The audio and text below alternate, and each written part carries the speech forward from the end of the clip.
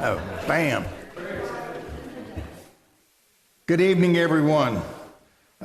We've got a very special meeting going on. We got planning and zoning in the other room. They'll be back in a little bit. But this is the Meadows Place City Council. It's a regular meeting. It's Tuesday, January 28th, 2022. It is 6:30 p.m.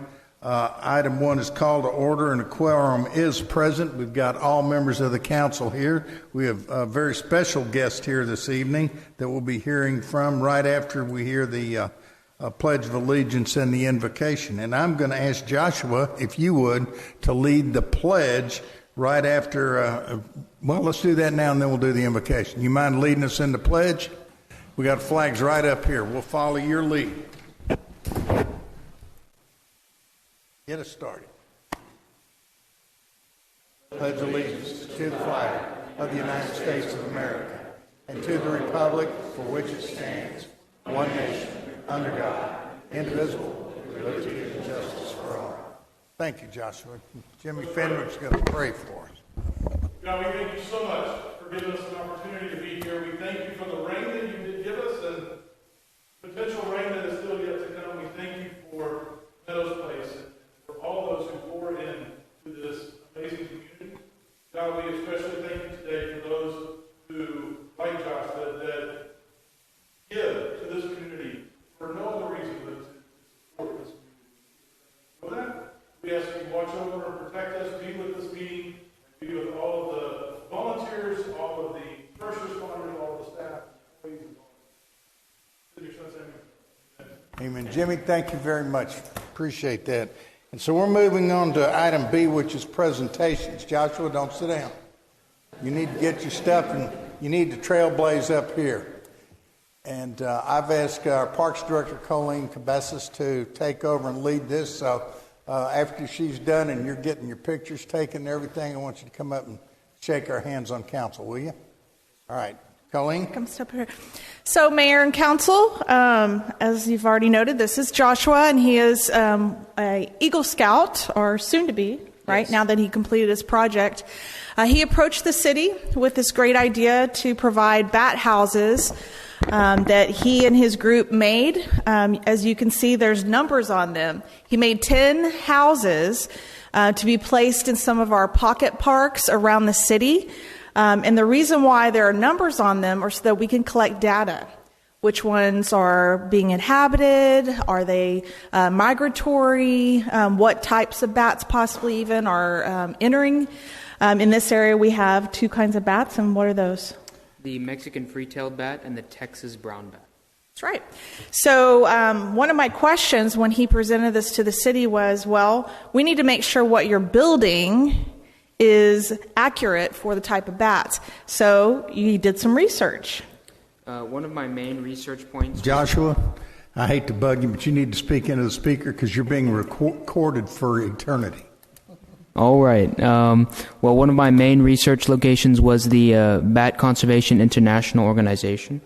And I followed their guidelines to create an optimal bat house, such as this one. As you can see, it has additional containers, little pockets for the bats to, chambers for the bats to reside in. And there are grooves carved into each of the wood pieces so that the bats can use their talons to climb up into the bat house and sleep in there. Also, as you can see, there's a overhang so that it can prevent moisture from, rain pouring down on top and create shade also. Perfect. So Joshua did a great job. He actually was able to, from start to finish, was about a month, maybe 6 weeks. Probably the fastest Eagle Scout project group that I have worked with. So I was very pleased. And he's here tonight to provide us with the last box, and we wanted to get a picture in front of council and just give him recognition for what he's done, all of his hard work. So let's hear it for Joshua. Are you taking a picture? Oh, okay. So we're going to get a picture over here with Cameron. And then did you want to step down, Mayor? I want you to come up here and shake council's hands. You can just walk by and let us see that bat box. Okay. You're going to see several of these already out. I think 9 of them are already out. And for those that don't know, Cameron's posted the plans, so you can go online onto our website and take a look at the plans. Yes, so to repeat what the mayor was saying, Cameron has actually, on our website, put plans that you can actually build your own bat house. So if you want to help join in the cause to bring more bats into the area, you can build a bat house with your family. I believe he used cedar fence pickets, so it was very relatively inexpensive to put it together, but definitely with insight of what the bats need. So, this is just...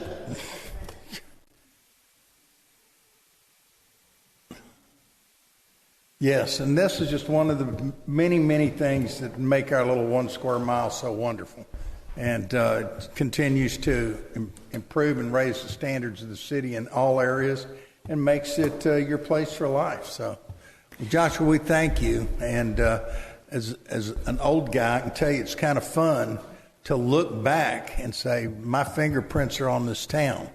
I did this.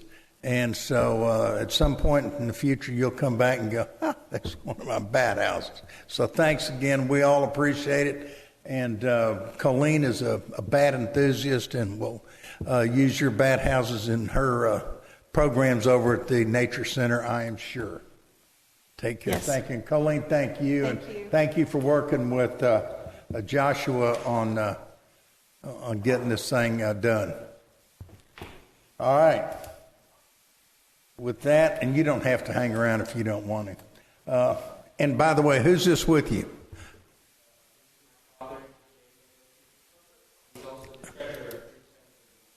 Well, welcome. Thank you very, very much, and appreciate all you do.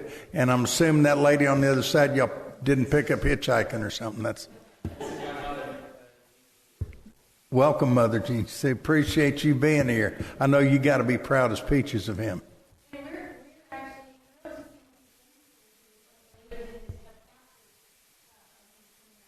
All right.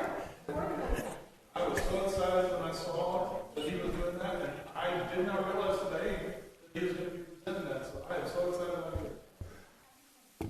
Absolutely. A coincidence? I don't know. All right. Thanks a lot, and we're moving on to item C, reports. As usual, the first report up is given by the police, and Chief Gary Stewart himself is here to give this report. We've got Officer Richmond guarding us and Officer Ashton watching over. So. All right, thank you, Mayor, Council. As always, we start out with a report on our monthly number of accidents. We had 8 this past month. Number of arrests, 12. Number of calls for service, 1,881. Number of report calls, 48. Traffic citations issued for 350 with 830 total charges. City ordinance violation citations issued was 0. Warnings issued for traffic were 107 with 146 charges. Warnings for city ordinance violation 11. Total activity count 2,936. Activity this past month, we had 4 assaults, 2 burglary of motor vehicle, 0 burglary of business, 0 burglary of residence. City ordinance, again, was 11, 1 criminal mischief, 1 fraud, and 1 robbery. Total property checks, 1,121. Theft, we had 7. Unauthorized use of motor vehicle, stolen vehicle, 9. I'll go over that in a moment. TLC program, we had 11 pass and 1 fail. Just so we had 22 total contacts, though, so it should be 11 and 11. I apologize for that. Reporting period, 8 of the 9 stolen vehicles, and I'm going to go over that, were from Vroom. They had, I'll go over that later in the report, they had some missing inventory, which were their keys to those vehicles. So flipping to the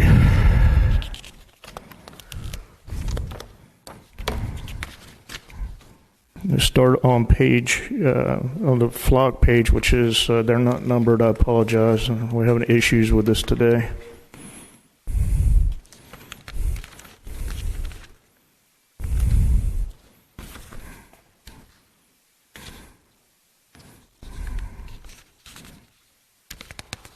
about 7 back.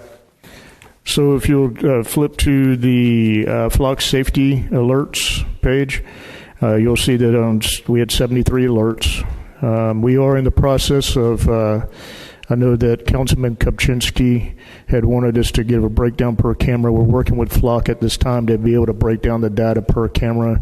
I'm hoping that next council meeting I'll be able to provide that to you, a little bit clearer information. But our total alerts were 73, with 24 of those being stolen vehicles, 2 sex offenders, 25 stolen plates, 7 gang member or terrorist alerts, 1 missing person, 5 warrants, and then out of our other agency hot list, which is criminal activity involved with those vehicles, 7, and violent persons, 2.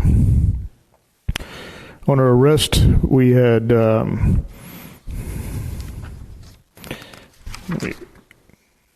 let me back up one thing. I want to go back for real quick. If you'll go back 1 page. This is something that's important that is all the other calls in there in service, and we'll go over the arrest in a minute. But this one, we didn't have the arrest in, but they're pending at this point in time. But I do want to talk about catalytic converter theft.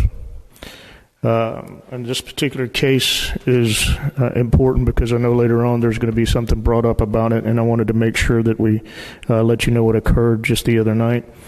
So on the 623, Officer Bruno observed a vehicle parked on Dorrance outside of room.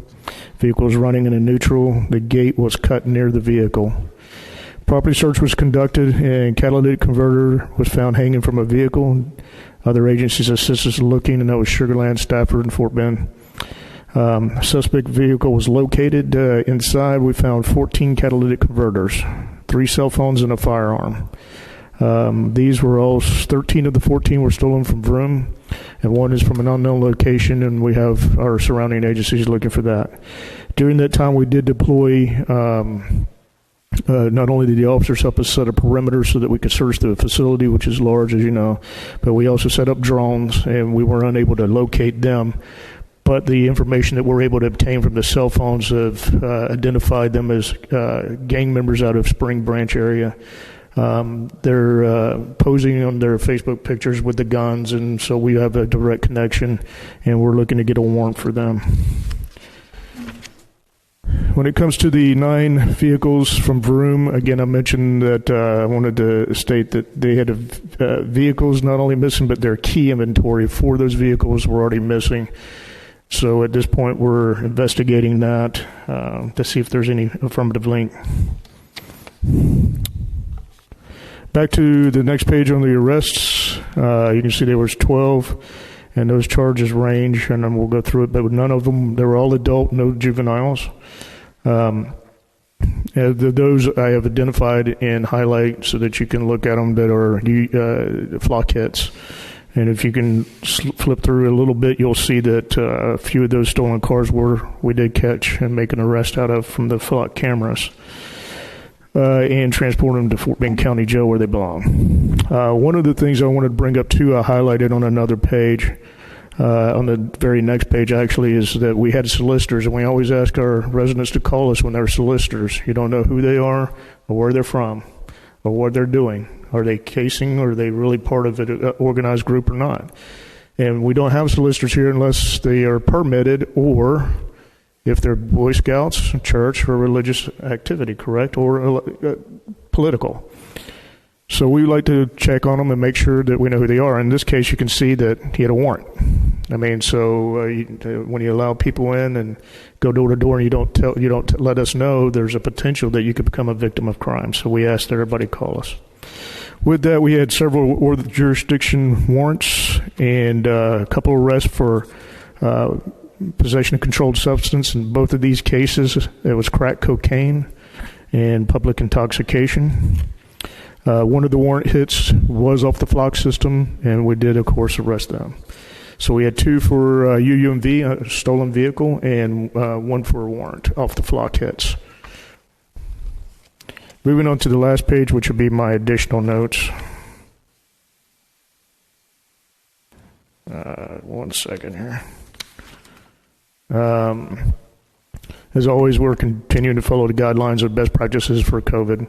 Live scan, finally glad to update you on that. Our first round of IDEMIA training, which is our live scan, has been completed, and all equipment is now in use except for a handheld device that's being held up for programming through Harris County. So we're still working on that, but we've made progress, which we've had that for quite a while. That's equipment we got under a grant, and we were held up through Harris County. Our IAP, our Incident Action Plan, completed that for the 4th of July. And not only have we completed it, we've had the fire marshal look at it, fire department. And it's on file with Fort Bend County Fire Marshal's Office and the Fort Bend Office of Emergency Management.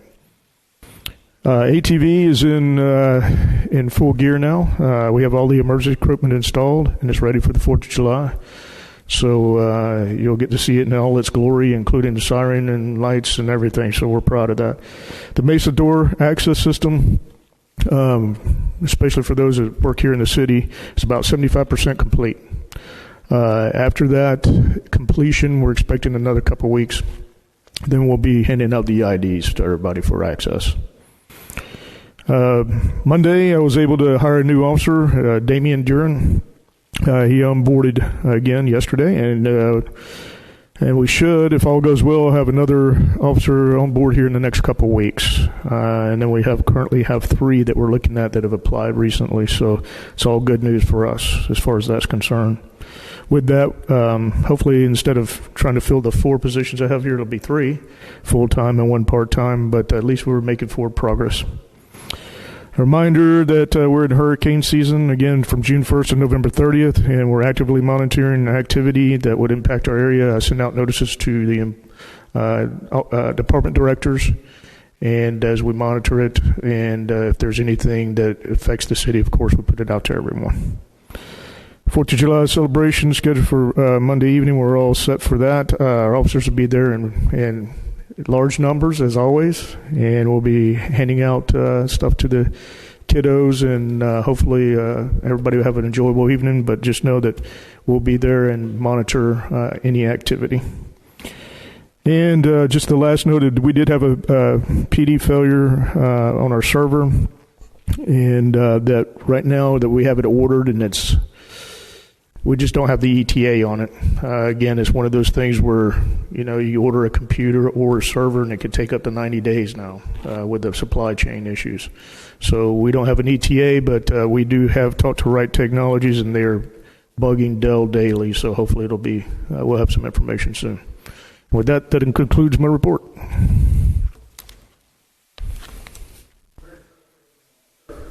Yes, sir.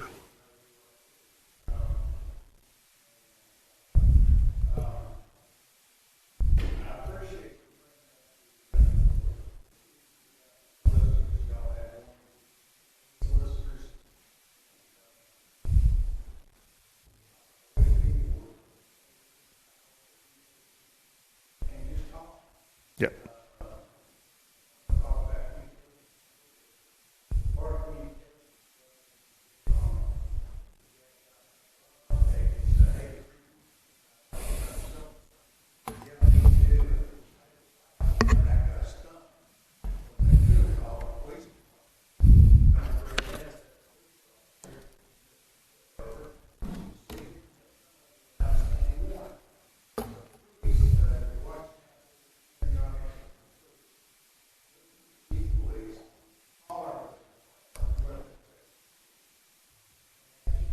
Yes, sir.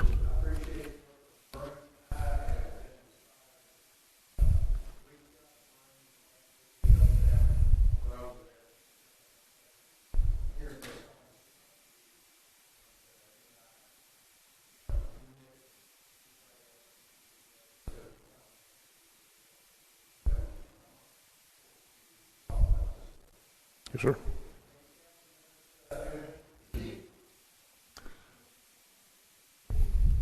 So I noticed that the total activity count is a little higher this month. Is it just summertime? Is that kind of... Yes. The total activity count is going to include, as you can see, that our house watches and everything have gone up. So we're doing an actual call for service for that. So you're going to see fluctuations during the summer, and the activity picks up a little bit. Yeah. Understandably. Sure. Thank you. I just want to say thanks. I think having your officer observe that car parked on Dorrance, and just things like that, just reports just, and I had a little time between meetings to read it, and it's awesome how much stuff y'all are able to accomplish, and I just want to say thanks. Yes, sir. Thank you. David, it's a reminder that we have professional police training here, doesn't it? And I'm tickled that you brought that up. Thank you. All right, that it? Well, then we will let you.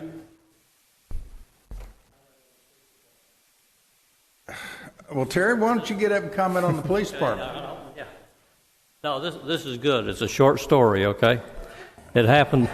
Okay, go. It happened about 2 weeks ago. The neighbor behind me, water was shooting water in the air, and it was brought to my attention there's something wrong because the water had been running for 24 hours. And we tried to, he wasn't there, and so I got the water off, but I wanted to call the police department, something wasn't right. And I called dispatch, and they answered, which we normally wouldn't get that in the evening. They were out there in about 2 minutes, and we determined that nobody was in the house, and something's not right because they haven't been there in several days because I always saw the light on. And they went above and beyond the duty. Through EMS, they determined that he had been transported to the hospital about 10 days before that, and he got home early last week, and it had quadruple bypass. But the backyard had been flooded because water had been running for several days. But that's, our police department goes above and beyond the call of duty. We would never have gotten that kind of service, and they came by my house twice to update me about my neighbor, which is great, and we appreciate it. And does any part of that surprise you, Terry? No, I know what I live here for. Okay. That's exactly right, and that's my point. Thank you very much, Terry, for that story, because I don't think it surprises anybody. Thank you.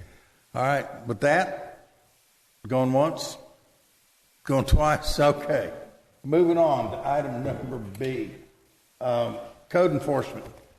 Jennifer Cabello, our code enforcement officer, is here to give us a report. Good evening, Council. Courtney. Tonight I am presenting the Code Enforcement Quarterly Report for April through June 2022, and after that I will present a PowerPoint on the Code Enforcement Case System, Comcase. Going to the quarterly report, for the month of April, there were 228 violations opened, 172 closed, and 2 weekends worked. For May, there were 145 violations opened, 146 closed, and 1 worked.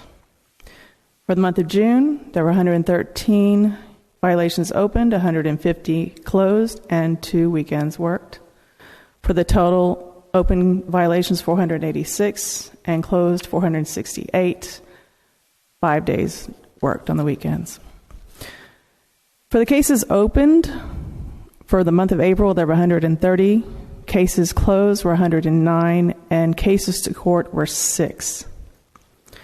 May, there were 91 cases open, 95 closed, and 4 were sent to court. June, there were 64 cases opened, 82 closed, and 15 cases sent to court. Animal control. Fort Bend County Animal Services reports that were submitted during this quarter were, in April, for the month of March, they had 3 calls for service, 3 impounded, 2 dogs, and 1 possum. In June, for the month of April, they had 1 call of service, but the animal had gone on arrival. Council, I'm aware that there are questions about the home with the blue top shield cover on Dorrance. The roofing permit was pulled on May 4th and expires on November 3rd.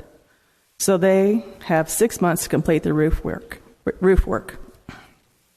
The project manager with the roofing company was let go, and a new one stepped in. What's the name of that roofing company? That would be Orange Elephant Roofing. Orange Elephant Roofing. Yes, sir. Thank you. They are working through the finances to get this project done, and we hope it will be done soon. If you go to the next page, you'll see the top 5 violations for this quarter. That would be grass and weeds in excess of 9 inches, 78 violations. Bandit signs, there were 45 different violations, including the one there was like about 37 of those auction signs over there. The third one is grass and weeds in flower beds or in cracks of the concrete, 41. Accumulations prohibited on public or private property, 35. And rental property licenses required, there were 21 cases. On a side note, I think you guys remember when I separated the different permits that were required instead of bunching it together in one heading so we could see what was actually being worked on without permits. I noticed that in this period there were quite a few of all of them and wanted to make a note that altogether there were 45 cases where permits were required and they had already started work without one. Okay. We continue to the third page. There is the continuation of the violations for your review. I have attached photos of a couple of cases that stood out for the health and safety concerns for the community. The first set of photos you'll see is 4 pages. I had received complaints, 2 different complaints, one over the phone and one over the email, 2 different people about a pest infestation on Pamela Sue Court. And that was due to the high grass and weeds and accumulation of rubbish in the backyard. Upon inspection, a window unit was also visible from the street. The owner came into compliance by placing bait boxes and traps around the property, removing the rubbish, mowing the lawn, and removing the window unit. This case was actually opened on May 23rd and was closed on June 8th, so it was a quick turnaround. The second set of pictures you have in your packet there is of a stagnant pool on Montecito. This case was opened on the 6th of April. We treated for mosquitoes on the 7th, and the pool was properly drained, filled, and grassed over by May 6th. The one thing I want to point out was that the owner, when I was explaining that the concern was for the health and safety of the community because of the stagnant water that you see, their concern was for the health of the turtles that were living in the pool if the mosquito pucks would hurt them. So,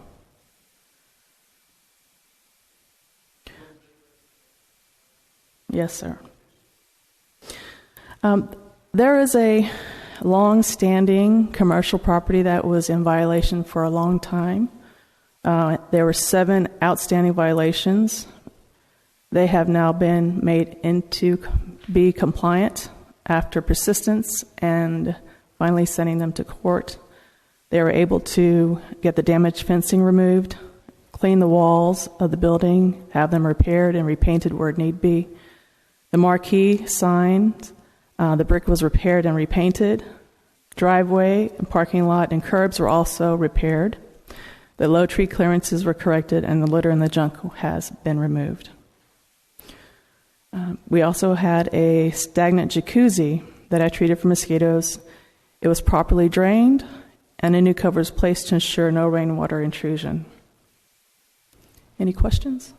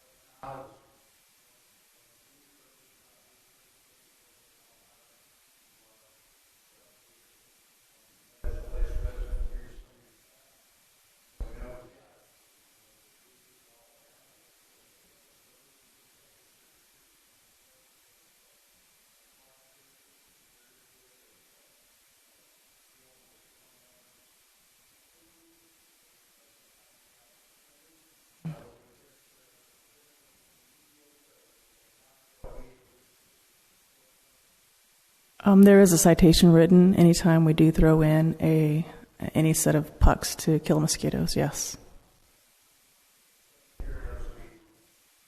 And now my mic's on. I have nothing left to say, except thank you, Jennifer. Appreciate it. Council, anybody have any questions for Jennifer? I have a question. Go Yes. ahead. So I noticed that the amount of violations have gone up for this quarter. Is Yes. that your new software? Are you able to be more efficient? What? I mean, it's not a bad thing. I'm just curious. No, I understand. I think it's really due to the weather.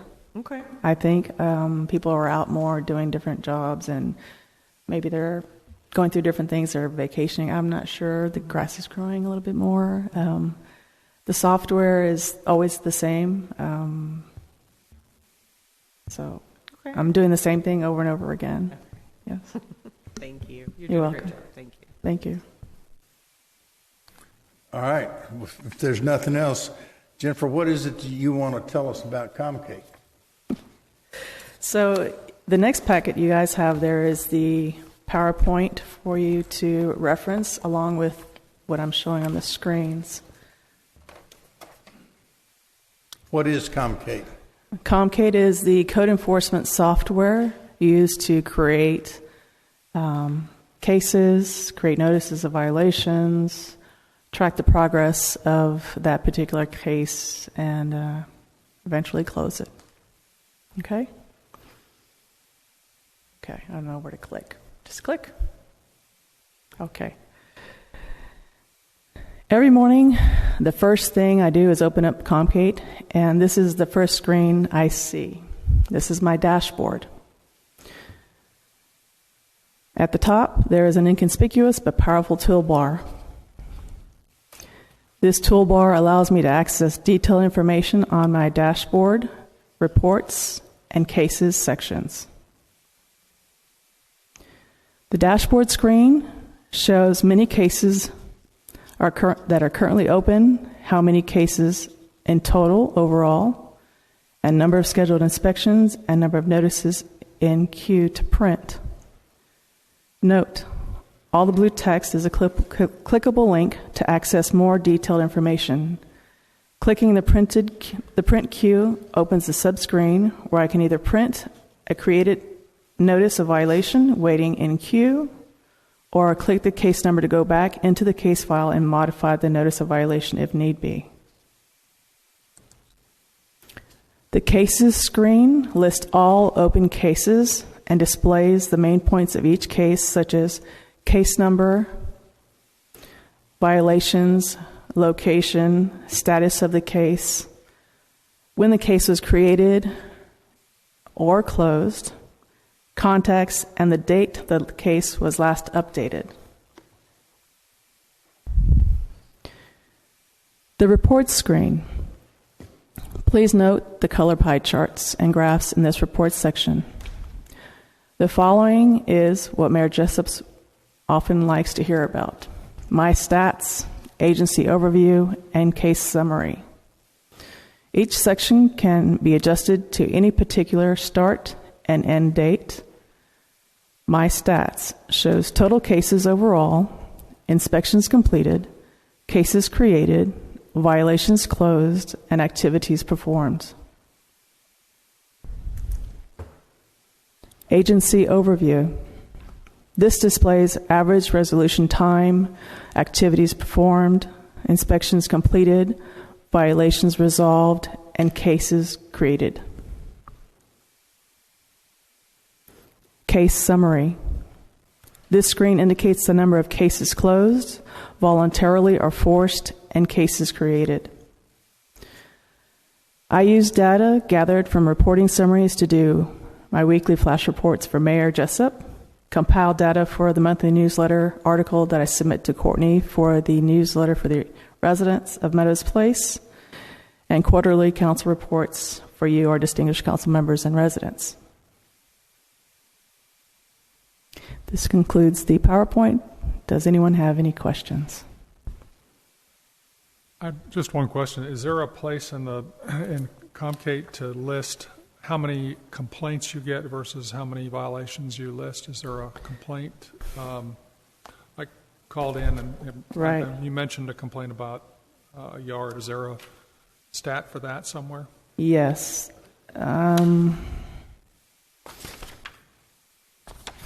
It would be in the reporting section under another item I did not cover.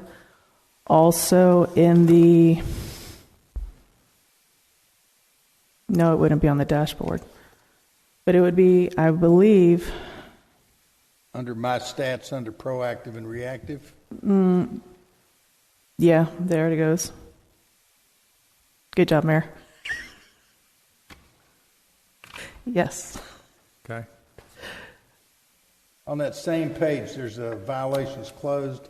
One of them says voluntary and one of them says forced. Could you explain that to council and myself, please? What's the difference between Under that? agency overview? Under agency overview? No, it's on my stats page. My stats, okay.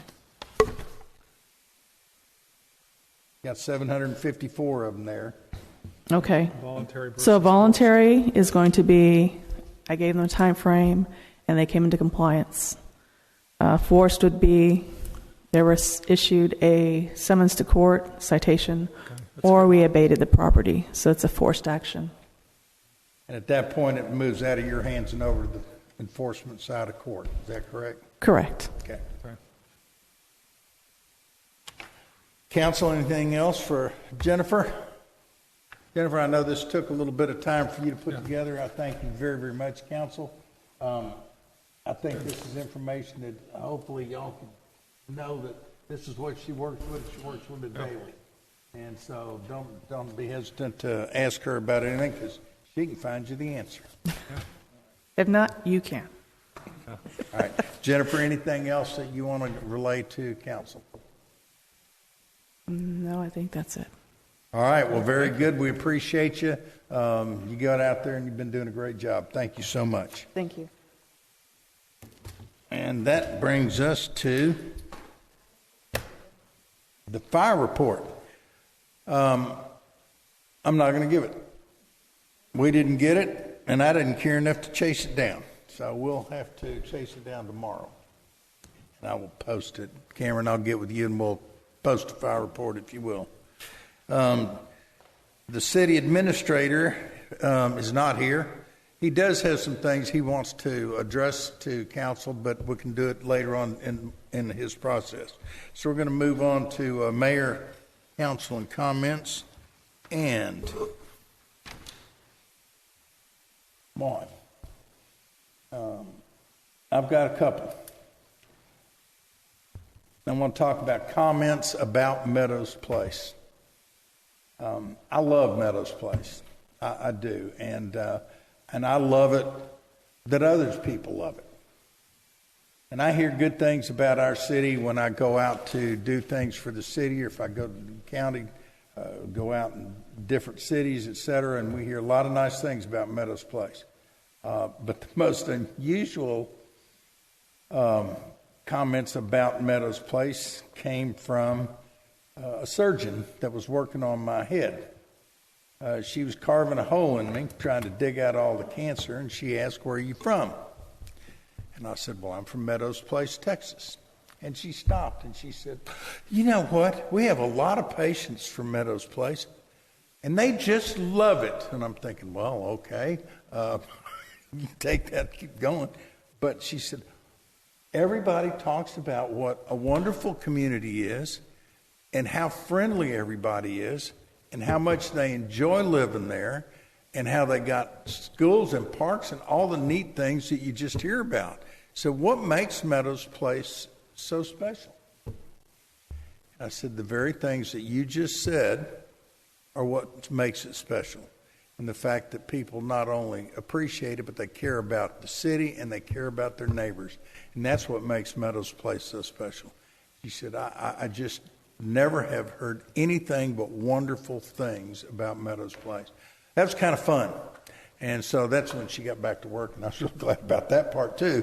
But it was a thrill to sit there and have somebody just erupt like that, so full of joy, talking about our city, and she didn't live here. I mean, I thought it was wonderful. So I love hearing their comments, but that means that people that live in this city are sharing those thoughts with folks outside, folks that they care about, or somebody that means something to them.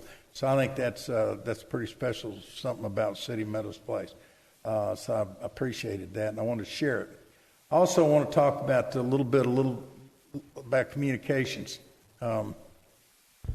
Somebody asked me the other day for the 32nd time, how long have I been mayor? I had to look it up again. I've been mayor here 15 years, and I was on council 5 before that. And since I've been here, communications has been an issue.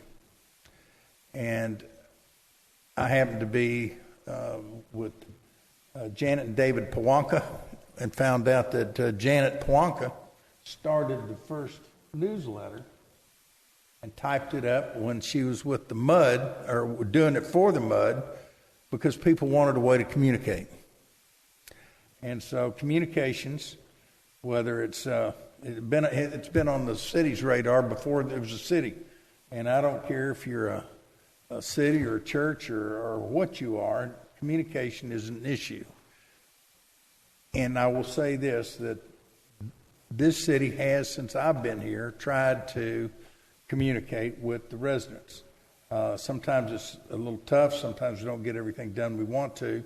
But the newsletter that we have, I think, is a great newsletter. It includes stuff from clubs and groups and organizations to now the website that we have that is getting better and better, to Facebook, which is on a steady road to improvement, thanks to Cameron especially, because he's there on it, working on it every day, and he's working with the department heads on a daily, ongoing basis. Everybody from the PD, who we've got already planned some stuff for them, to other departments, and especially the parks, I think, is benefiting. But we've got Code Red. Now we've got electronic marquee, which is eye-opening. And it tells me, and I hope it tells everybody here and that's listening, that we as a city want to communicate. So please feel free to contact any of us. I have a little note here that says, raise up your newsletter. I pretend it's there, and on the back of it is all of our phone numbers. They're right there. So we're not hiding anything. We want everybody to. We do ask you, if you have a question about something, to contact the city through the city stuff. Courtney's got a question button up there that she responds to on a daily basis. So we get everything out as quick as we can. So please know that we want to communicate. We want to give you answers. We want everybody to ask us questions so we know what questions then to answer for everybody else. Communication is important, and I promise you, this city council, it is very, very important too, and we're doing the best we can. As times change from that typewriting letter that Janet used to write to today's modern technologies, we're out and attempting to communicate on an ongoing basis. So please help us out. I want to go into budget season. We are in budget season. And this is going to be a most unique one, and you can just imagine where everything going on, all the costs going up, gas going up, supply stuff not getting here. It's going to be a real tough budget season. But you, as a public, are invited, and I'm inviting you, everybody here and online, to please come to the meetings, listen up, ask questions, send things into Courtney, send something into. Remember, all of our emails are on here too. So don't hesitate to shoot those in, give us a call, ask questions, because this is going to be tough. And I will have to say, before we get any further, and since I've got some key department heads sitting in here, these folks, and I'm sorry Nick's not here, but Nick and our department heads have worked so hard, along with our finance, she is here, our finance director, Anna Maria Weston, to come up with figures that we can live with and provide services without going broke, without borrowing money. So it's an important time of life of this city council, because that's one thing we're charged to do. And so I want to invite you to be a part of it. And with that, I'm moving on to council comments, and I think there may be a thing or two going on, Rick. All right, Dorrance Lane, in theory, will begin on Monday. They'll start working on the water lines. We finally got them a lay-down yard. They were able to get the water pipe in, so they'll start that work. Rod, I don't think they've told us they're going to shut a lane down yet, have they? No, Okay. we will only shut the lane down and start on the street.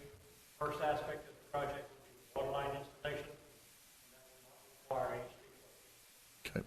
So for now, you can continue to use Dorrance. Once they start working on the street, it will be one way for that block that they're working on. And we've been communicating with the residents on how they can park and where they can park. Some of them will have a little bit of a walk during the construction, but we're trying to minimize that. And then on the bike project that we're doing between us and Stafford, we do have a 50% plan set that we have received and are reviewing. Right now we're trying to work on some coordination with Centerpoint, get permission to do the soil borings and things like that we need for the parking lot design, the bridge foundation, stuff like that. Any questions on either project? I noticed there's a whole ton of communication back and forth on the boring.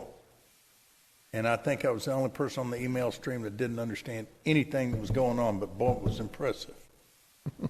You ended up getting in the middle of it and changing the pattern. Rick, can you tell us what happened there? Originally, we were only planning to do the parking lot on West Airport. When Stafford cut back on the amount of money they were going to use, we decided that we're going to try to replace the gravel parking lot on Dorrance with a concrete one. But that requires a couple borings. They initially requested 4 borings for that parking lot, which to me was excessive. It was only going to be $10,000, but I think we got them down to about $7,000 or $6,000 on the revised boring schedule. So saved a few $1,000s. And folks, we're going to end up with a real neat addition to the city. A lot of people are going to use it. That from here, it's going to raise our standards. And what you've just seen is our resident in-house volunteer project manager at work. Remind me to get him a plaque.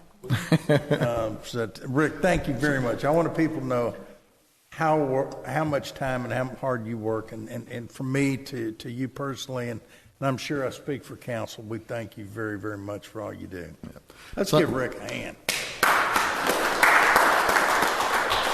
These guys give me a hard time because I am a little jaded about the dollar amounts, but at the county, we're burning through about $17 million per quarter on mobility projects. So we're doing quite a bit. We've got over 100 projects. But that 10,000 is important to us.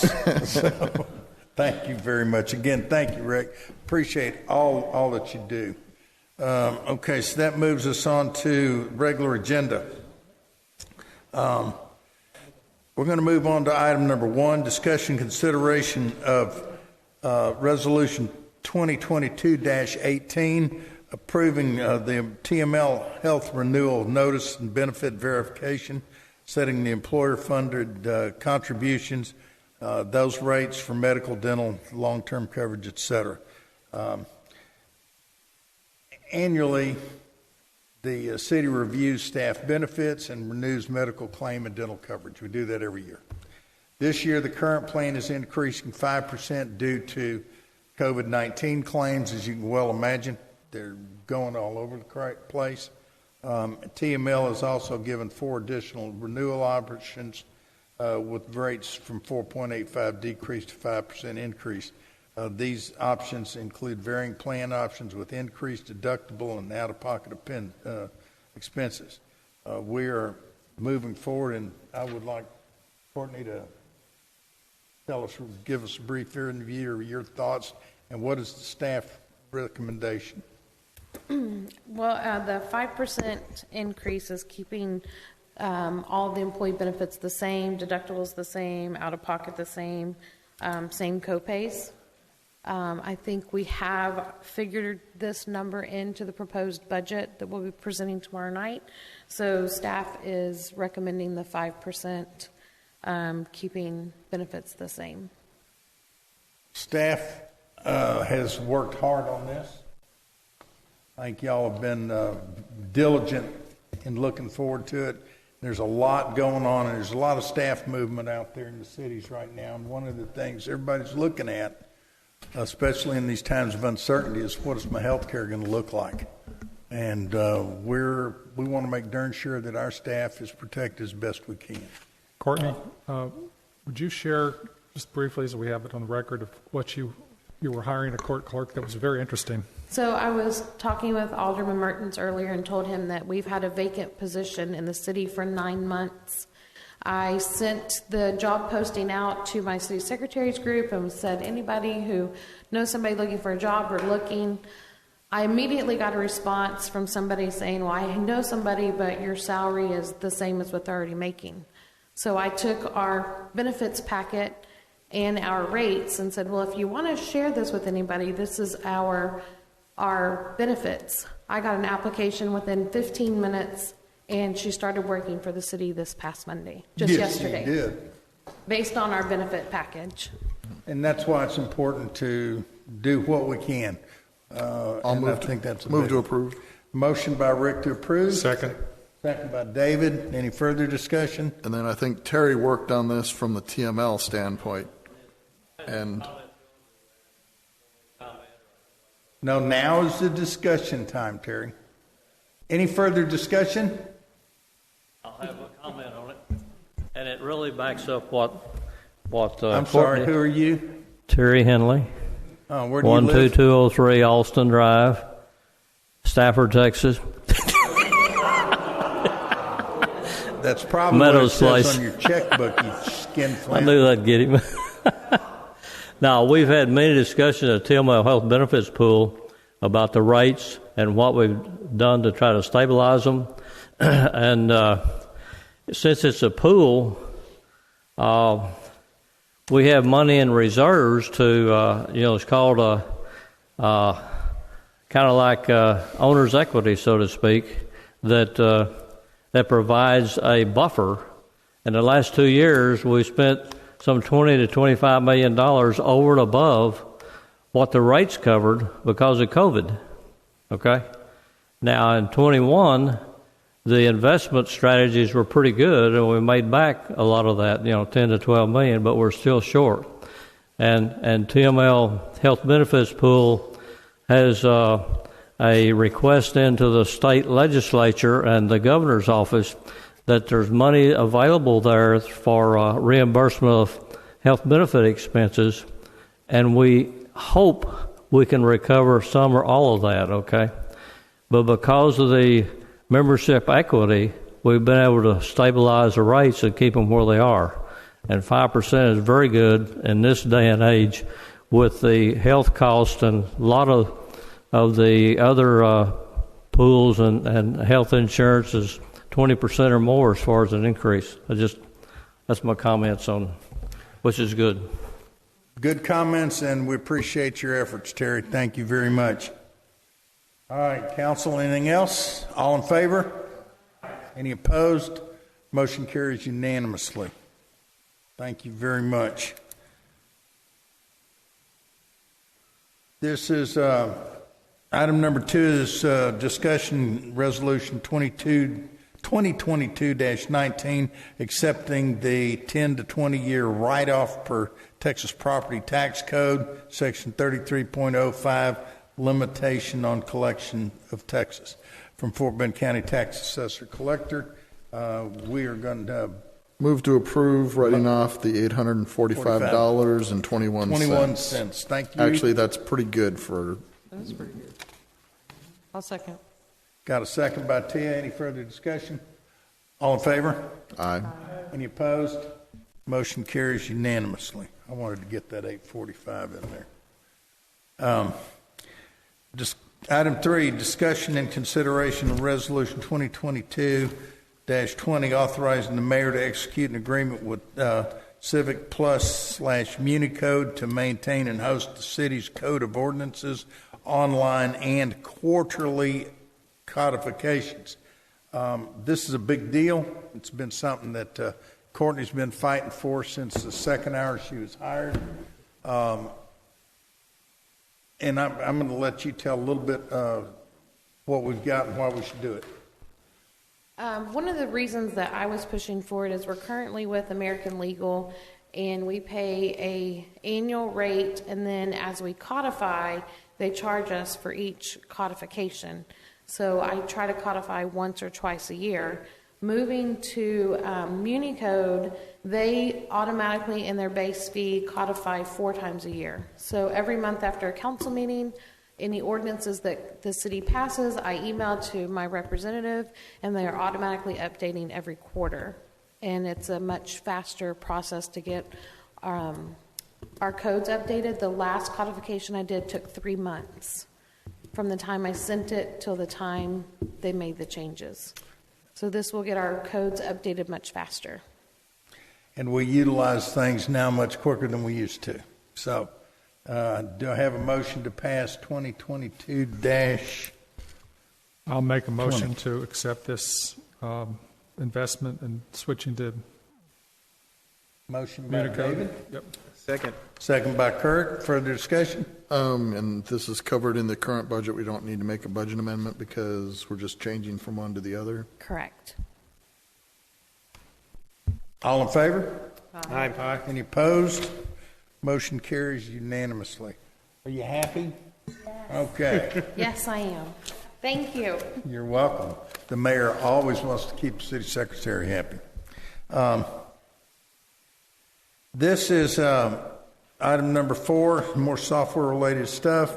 Discussion consideration of resolution 2022-21, authorizing the mayor to execute agreement with Tyler Technologies to convert current Encode 9 server-based software to Encode 9 cloud-based software.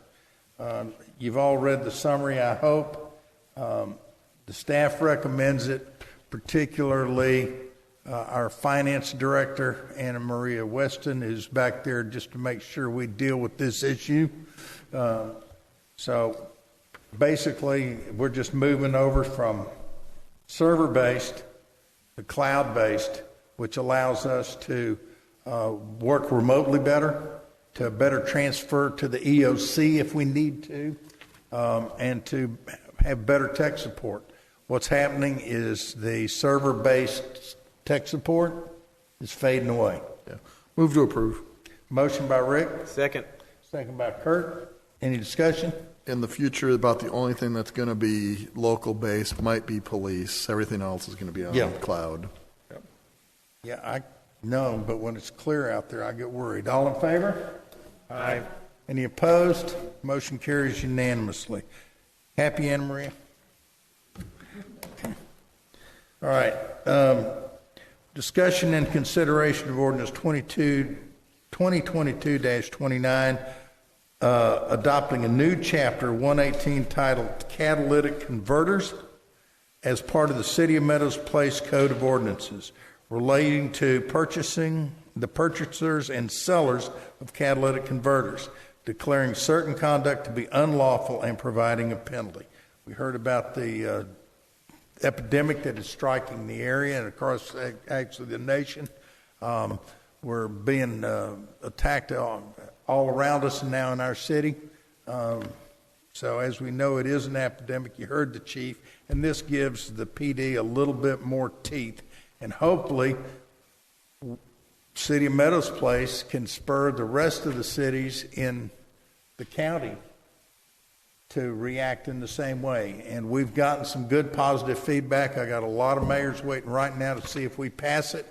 And I know the chief, if we do, will then take it to his meeting. And we're going to see if we can do it and make it just real uncomfortable for people to deal with this. I'm going to recommend that we pass this ordinance. Do I have a motion such? I'll make a motion that we pass it. David? I have also a question. Okay, one second. Do I have a second? I'll second. Got a second by Tia. David, what's your question? And again, I think I know the answer because and that is, has this had legal review? And the answer is yes, it has. And I thought he'd be back here to address any legal issues, but he's not, but yes. Yeah, when I saw him walk in, okay. Yeah. That was my only Good question. And it was massaged and then sent out as a generic to all the cities in the county. So we've had a motion and we've had a second, had discussion. All in favor? Aye. Any opposed? That motion carries unanimously.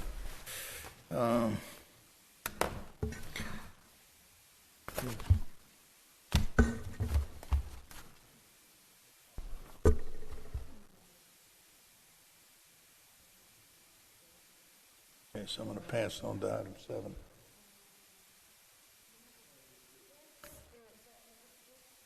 Short-term rental? No, they're not talking about this. Changes as to what were. Packet? I don't know what the changes were. So this is the revised. So I don't know if we want to hold on this item until the attorney comes back. Did they get changes Yes, too? so we're going to pass those down. Hold off on the 6,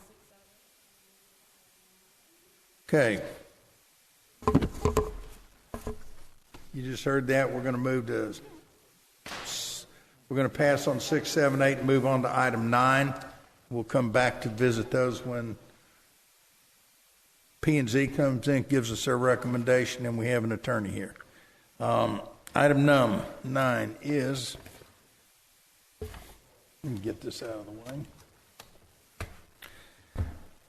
Discussion and consideration resolution 2022-22, accepting the staff's recommendation regarding the request for proposal for solid waste and recycling collection services and authorizing the mayor to execute an agreement for the collection of residential and solid waste and recycling. Everybody has taken a look at the trash bid, I hope. I don't know what's going on out there, but the trash is being passed around all over the place. A lot of people are getting out of the 3-man to a truck business. They're going to the side lift only. You can't even get those trucks into some of our streets, so that's not our best way. We did get 2 bids that we can look at, and they're in the residential solid waste collection proposal form that everybody has. We were Texas Pride Disposal came in with $14 per, and recycle cost at $3.15, which is significantly less than the others. So I'm recommending we go ahead and sign a contract with those guys. Anybody want to? Motion to approve their bid. Motion to approve by Tia. Thank you, Tia. Second. Second by, was it Kurt? Kurt? Any discussion on trash collection? So Tia, your recommendation was, your motion was for hiring Texas Pride. Texas Pride. Yes. Okay. The question I have is there any kind of fuel kicker in this bid? I was trying to find it. Yes, there is. And I'll have to dig it up. But it's in range with... Yes, Yes. yes. As long as it's not an unbalanced bid is the No, only thing I it's was not. concerned about. No, it's less than the others, actually. Okay. I'm actually shocked at the price. I thought we were going to be well over $20 a month. So I think this is a good bid. We're a good customer. Okay, so we've had a motion and a second. Any further discussion? All in favor? Aye. Any opposed? Motion passes unanimously. Kevin, if you're watching, congratulations. I've also just FYI, I'll be meeting with Kevin next week or the week after. I'm going to be giving one more run to the city of Houston, to Mayor Turner's office. We've got those 4 houses over there, and I'm going to see what we can do. Otherwise, it's just a mess, and I want to clean it up. And Kevin's working with me on that. Now that we've given it to him, he's got to accept it. So, item number 10, discussion and consideration of ordinance 2022-32, amending the general fund for the fiscal year beginning October 1, 2021, ending September 30th, 2022, in the amount not to exceed $90,000 from the general fund balance, line item 100-050-520-510, vehicle purchase for the purchase of 2 new police vehicles. I hope everybody's looked at the summary here. From what I understand, all the players in this room had some long discussion about vehicles, what we could do, where we could use them, how they could be moved around in order to obtain these this year without costing us a lot of money next year, and try to take advantage of the fact that we've got a little bit of a slurry from the lack of police officers. So we're going to buy cop cars with it. So do I have a motion to buy 2 cop cars not to exceed $90,000? I'll make the motion. Motion. Purchase them this year. I'll second that motion as well. Okay. And I did want to say that I did notice that we were moving those cars around, so we are still using them, and I think that's a great use of our resources. So thank you to staff for doing that. Yeah. The idea of pulling it ahead, I think, is a great idea, too. I think will help us next year. Yes, it will. We don't know what we're facing next year, and Anna Maria refuses to be tied down. So with that, we have a motion to have a second. All in favor? Aye. Any opposed? Motion to buy 2 new police cars passes unanimously. Smile, Chief. Okay. I'm assuming that we can get them. They'll. Okay, item 11. Discussion. Chief must know somebody. He's got a taser. Discussion and consideration of ordinance 2022-33, amending the general fund budget for fiscal year October 1, 2021, ending September 30, 2022, in the amount not to exceed $10,000 from the general fund balance to line item 100-050-5800, PD capital projects for the purchase of a police evidence storage locker. Again, we're moving that into this year. And this goes into the police chiefs trying to move into the, what's the recognition? Accreditation. Texas Police Chief Association accreditation to be an accredited department. And I applaud him for that. So staff recommends it. I recommend it. Do I have a motion to approve? So moved. Motion by Kurt. Thank you, Kurt. Second by Kelly. Any further discussion? All in favor? Aye. Any opposed? Motion carries. And I'm excited about that. That's one step closer. Man, you've been working on this for a long time, Chief. Thank you for plugging away. If we had as money as some of our neighboring cities, we'd have just bought our way in a bunch of years ago. Discussion regarding the city July 4th event and celebration. Mm-hmm. Nope, we're passing on that. We don't need to. Item 12. Item 12, I'm sorry, we're not there at 13. I get what you're saying. Discussion and consideration of ordinance 22-34, amending the general fund budget for the fiscal year 21, ending September 22, in the amount not to exceed $36,000 from the general fund balance to line item 100-020-533009, citywide computer/service for the purchase of a new police server and 5 computers for the city. This has been gone over, and Wright's been involved. You heard the chief earlier talking about the need for a server. Staff recommends it. I recommend it. Wright recommends it. Chief recommends it.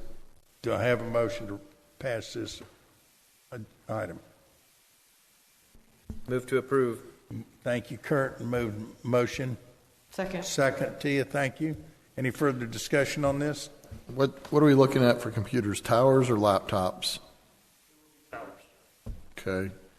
And It'll be in reserves. Supply chain, and again, I was talking about 90 days to get a computer and stuff like that. We don't have any on our reserves on the shelf for emergency use, so deploying it can delay expediting community service. who put the specs together on what we're going to buy, right? Great technology. And I'm assuming we're not going bare bones, get a computer that actually works. Yes. Punch in line with what we Okay. Yeah. And that's a good question, because we've done that, and we don't want to do that again. So these will be the ones that You don't get enough processing power or RAM, and you might as well not even buy the computer. You're right as rain. Okay, so we have a motion, and we had a second. All in favor? Aye. Any opposed? Computers will be gone, or purchased. We are on item 13, but I see P&Z moving back. Why don't we stop there? Give our lawyer, our city administrator, and Sean an opportunity to come in.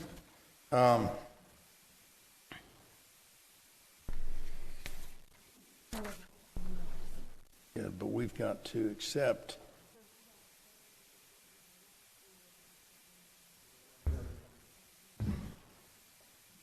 Okay.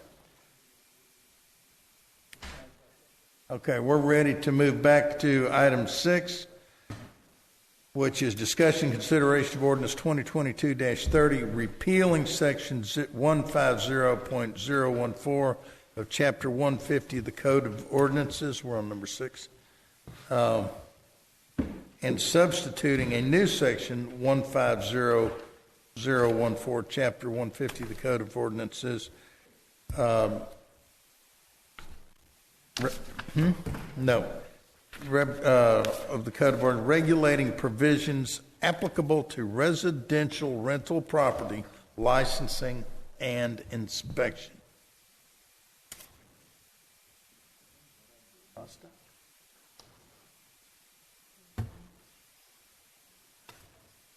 Thanks. Okay. We were told that there were changes from what we've got in our packet.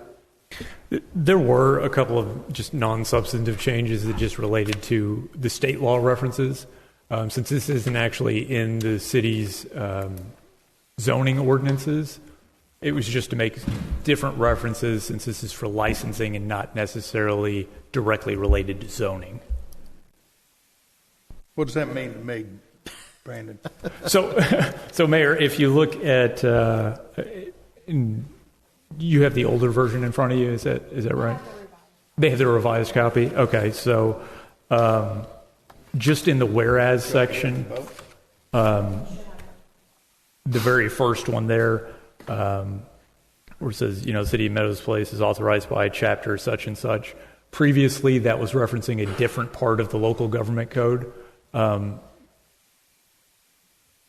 since this isn't going directly to the city's zoning ordinance, I just made a change there. It changed from chapter 211 to chapters 51 and 54. So, Mayor, basically, Brandon and I had a spirited discussion earlier today about whether or not the Planning and Zoning Commission needed to give a recommendation on this item. Even though this does not live in the zoning ordinance, the state law that allows us to make this change does reference zoning. And so that's when Brandon and I talked about, does that mean that P&Z has to make a recommendation? We eventually decided no, P&Z does not need to make a recommendation. But in doing so, Brandon made a few tweaks to this ordinance to clarify that this has nothing to do with the zoning ordinance. So that's why we're referring to chapters, 50, 51 and 54. 51 and 54? Because it's Okay. still residing as a residential property, it's not being reclassified as commercial, correct? That's right. And 51 and 54 are just sort of the general police powers for a city, and you've got the authority to do it under those chapters as well. Okay. He originally referenced 211, which is zoning. So for the audience, what we're talking about are short-term rentals. We do have some Airbnb verbos in the city. Currently, we had no way of regulating them, and we're looking at a way to at least have some authority over them and how they operate due to some issues we've had on at least one of the houses. Okay, so now we're happy with it being in 150 and 51? Chapter 51, Chapter 54. Okay. And I see all this stuff in red. Those are the new items. And so the items that we're actually doing, and the only thing that really takes place that's changing, if I'm reading this right, is they still have to have, or the new short-term rentals will have to have an inspection, okay? And they'll have to have a license, a rental license, and the city council may revoke this license for safety or critical violations, and the council may also revoke the license if 2 or more citations related to parking, noise, or nuisance violations are issued to the property within a 12-month period. That gives us some control. Is that basically the change that the council is happy with? Okay, if that's the case, do I have a motion to approve? Okay, David Mertens, motion to approve. Second it. Seconded by Kurt. Any further discussion? Just so the residents know, you cannot outright ban short-term rentals, Airbnbs. Some cities have tried. They've been taken to court. I think Austin was one of them, a few others. So it's not that we necessarily want these things here, but we can't ban them. So we're just looking for a way to make sure that they play nice with their neighbors. So I just was asking for a clarification. So we are determining short-term rentals as only those rented for fewer than 30 days. These are not Correct. all rental houses. These are only short-term rentals. That's Yes. right. So the city's ordinance has already addressed rentals of 30 days or more. So this is just to close the loop and bring in the short-term rentals as well. Okay. And my second question was, if we are to revoke a license, say, do they have the opportunity to then reapply? What is that process afterwards?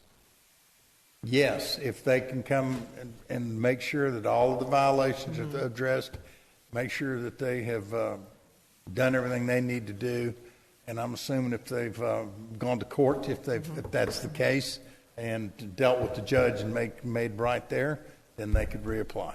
Okay, and that is something that would come to city council, or that would go straight to the city for? Not for the approval? reapplication, it'll go straight to It'll the just go permits. straight to, okay. Right, and keep in mind that if you do go ahead and revoke, that in the ordinance, there's some, the city has to give a statement of the reason why the city intends to revoke the license. Okay. So we would go ahead and take y'all's notes down when you made that vote, and then we would send correspondence to that property owner. And there's an appeal process as well, so Okay. you can't just... Yeah. Those are my questions. Question for our attorney real quick. The ones that are already operating, they're not going to be grandfathered, correct? This is going to apply to everyone, whether they're currently renting or ones in the future. That's right. Since this is just licensing, it goes forward from this day on. You know, if all short-term rentals are going to have to be licensed. Okay, great. Thank you. Okay, so basically, since most of us use Airbnbs and VRBOs, and it's been told to me by our legal counsel over and over again that we can't ban a legal business. This is the best we can do is regulate it. And that's what we have here is a short-term regulation with a motion and a second. Unless there's further discussion, all in favor? Any opposed? Okay, that motion carries unanimously as well. That's a biggie, folks. Thank you. All right, where are we at? 7. Accept a report from Planning and Zoning Commission regarding an amendment to Meadows Place Ordinances 153 and Section 153.016 and definitions of 153.073 off-street parking loading and specifically related to garages. Specific. All right. All right. Sean Ulrey, Sound Planning and Zoning Commission. There were 7 of us there, spent a fair amount of time discussing it. And to be honest, I didn't think Stay it was closer into your mic. Closer? Sorry. At looking at initially, I didn't understand why. I had heard that you guys had been kicking this around for a while, and then after a very long conversation, I had a much greater appreciation for the time you spent on it. At a vote of 6-1, we do not recommend that we accept the verbiage as it is. As a whole, we didn't have a huge problem with the verbiage. We just didn't feel like it didn't quite go as far as we thought it should go. A lot of it felt like we were addressing current issues, maybe not looking out ahead of what some of the problems may exist as it's written in this. As a whole, we liked it, but we did feel that there was a need to add new builds require to have a garage. That was actually where we lost one of the votes. Sammy Skimp is here and willing to expand on it, but in short, it was just he didn't feel that it was even that we would require a new build to have it, but maybe not an existing home that had one torn down. In addition to it, though, I think where it satisfied most of us was that we felt that the parking ordinance needed to be adjusted to require on-site parking, which would satisfy the biggest issue we had, which is creating traffic and extra parking and clogging in the streets. That was really kind of the big what's the problem, whether we have a garage or we have parking structure or anything that's involved. I think that's really the separation that we had with where the code or the amendment we had really saw. I'm not sure if that makes sense in how I'm saying it. There are questions? No, I'm still listening to you. Okay. Well, I'm not sure I have much else to expand on that beyond that, but it really came down to just we didn't feel like it quite went far enough. Not that it needed to go a whole lot further. It just was missing some items, specifically with new builds requiring a garage. We just didn't feel like a new build, as our neighborhood starts to turn over, we feel like we're going to see a lot more new builds that come into the neighborhood, and there should be a requirement that has a garage structure on property. So I guess, is your recommendation to, table and spend more time on this, or did you come up with language that you would like to see incorporated? My takeaway from it was that we all felt that the language just needed to be added to require a garage on new build properties or new builds on those properties, not necessarily that you would need to go back and revisit the entire document or the entire item that you gave us. Just that it needed to be expanded on a little bit further than you went. Not a lot, but just that one detail was really the biggest sticking point. But we felt that it did kind of tailor into, you would have to go back into the parking code to revisit that, to add a requirement for on-site parking or off-street parking on the property in addition to what's there. So it would kind of tailor into that area as an addition, but not necessarily reinventing the wheel on which you've already spent time on.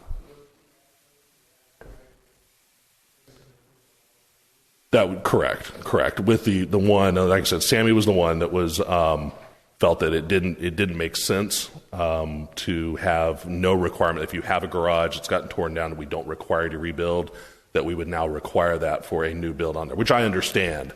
I just didn't have that same separation.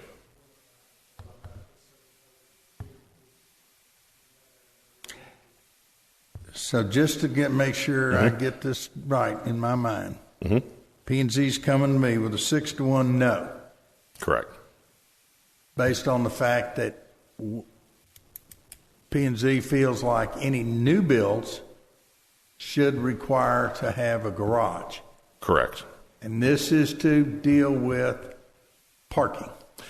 That was the biggest reason to help alleviate traffic or parking issues on the street, because they'll have to park somewhere. Okay. Nick, correct me if I'm wrong, P&Z could take up the parking ordinance on their own, correct? Or They could, but as a separate topic? They could, but the parking ordinance is not inside the zoning ordinance. Okay, so that'd be something for us. Yeah, and I haven't, admittedly, I've not spent enough time reading the parking ordinance, and this is kind of last second discussion, but I think right now the ordinance says that any residential parking has to be on site. It does not, however, say how many residential parking spaces you need. Now, on the garage, as you can see in the definition, it does say that it's required to have 2 vehicles, but that's inside the garage. So where it's silent is how many parking spaces do you need on that residential property outside of your garage? And I think that was the big discussion that y'all had. We discussed that quite a bit in terms of how many spots. We didn't vote on it, but I think that the general consensus was to keep that in the spirit of 2 spots, 2 spots on site that you could park cars. What that looks like, we discussed. Do we need to drill down to, is it a curved driveway? Does it have to be on one side of the house? We never came to consensus on that, but it was something that was discussed. Probably the most, I venture to say that we universally accepted that there needed to be on-site parking. We didn't vote on it. So if you have a driveway, you got on-site parking. If you have a driveway, you have on-site parking. Okay. If you've got a driveway that's 22 feet deep, that's 20 feet wide, you've got 2 parks. Then you got 2 spots. Yeah. At no point was there a discussion of what it should look like. The general discussion was around how do we frame it so that you have the ability to park vehicles off the street.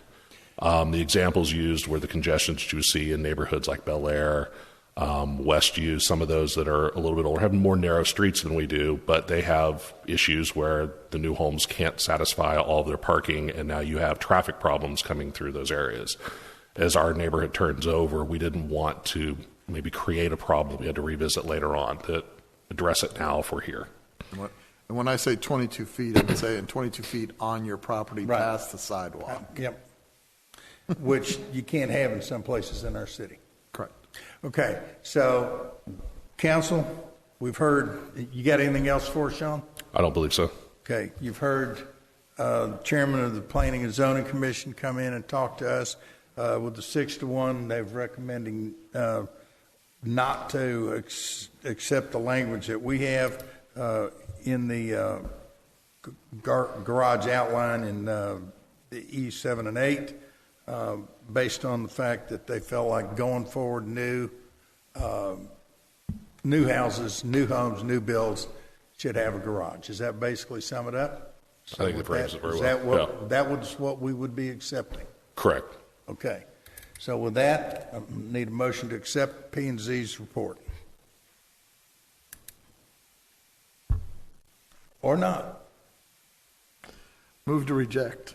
Okay. Got to move to reject it. Can we do that? I mean, We don't have to deal with it. We can just accepting the report is just accepting it. It doesn't mean agree. I'll move to accept the report. And then we'll deal with it in the next item. Yeah. Okay? So I'll got a second. Motion, got a second. To All in accept favor? Aye. Thank you very much. Motion passes. And you'll get that to, okay. And it's 8 o'clock. Okay. And then we're moving on to item 8. Dang, I'm good. This is discussion, item 8 is discussion and consideration orders 2022-31 regarding an amendment to Meadows Place Code of Ordinance, Chapter 153, Section 153.016 definitions and 153.073 off-street parking and loading, specifically related to garages. Council just heard that P&Z is concerned not as much with the houses that we have now, but moving forward. And so that's where we are. I think we have got to remind ourselves we appreciate the heck out of all the work P&Z does, and we can say, we don't care. Well, I mean, I think that goes back to, we did spend a lot of time discussing whether new homes should be required to build new garages. And our discussion kind of ended with, we're not going to treat the residents differently, whether they buy an existing house, build a new one. We want to encourage rebuilds. I think anybody that builds a new house is probably going to build a garage, but we just didn't want to treat people differently. And I don't know if that's where council still falls out, or if you guys want to talk about that more. Are we able to discuss it right now without any motion? Yeah. Okay. Here, and Rick, I appreciate that. Kurt, before you get started, I want to point out that Terry Henley was up here earlier saying, hey, we got a lot of houses that don't have garages now. Well, some of them are not garages because they're gone. Some of them are not garages because they're full. Some of them are not garages because they've changed, but they look like garages. And that was the thing that council had wanted to have before, was a look. If you have one, it's there. Also, I went up and looked, and in item number 3 on the back page, it talks about the external space maintain the appearance of a garage to the extent that it is visible from the right-of-way. Okay, we've got some houses in this city that, and you and I have talked about this, Kurt, you can't see from the right-of-way. You just can't see it. So how do those fit in with the rest of the city? I'm kind of torn with those. I mean, if nobody knows, no, I'm okay. So with that, council, I'm going to turn it over to y'all for discussion because this has been drug up. I'm going to please ask for a vote on something tonight. So, Rick, I've thought about this item quite a bit, requiring it for new homes or not, and I'm on the side of yes, we should require it for new homes. One of the reasons is we can't regulate building materials right now as a city. Someone could build a container home, put 3 containers on there that satisfies our 1,400 square foot minimum, and there's no garage. And that really, I mean, it looked bad in itself, but adding a garage makes it a little bit better. And lipstick on a pig. Yeah. And so I kept going back to that, and like, you know, we've talked about, I think 99.99% of people looking to build a new home, they're going to build a garage with it. So I don't think it hurts for us to put that in writing and just go ahead and spell it out. Other cities do. I think we... Some do, some don't. Some do, some don't. I think we should add it. I think it makes sense for us. Kurt? So, I mean, how do we do that on the fly? Or do we, if we decide to go that direction, does it go back to legal for drafting? Legal and then back to P&Z, or? Okay. Would it have to go to P&Z? I don't think so. Once you've got a recommendation from P&Z, then council can act. Okay. So we could act tonight on the fly if you're smart enough to do this, right? In theory, sure. Yeah. No. You could. So, Kurt, let me ask you then, because I think this is the quagmire that I'm falling in. Terry said he talked out of both sides of his mouth as beautifully and eloquently as he could, and showed both sides of that position. That's where I am, because it's like, what right do you have to tell me that I have to have a garage if my neighbor doesn't? So right now we got some with no houses back there.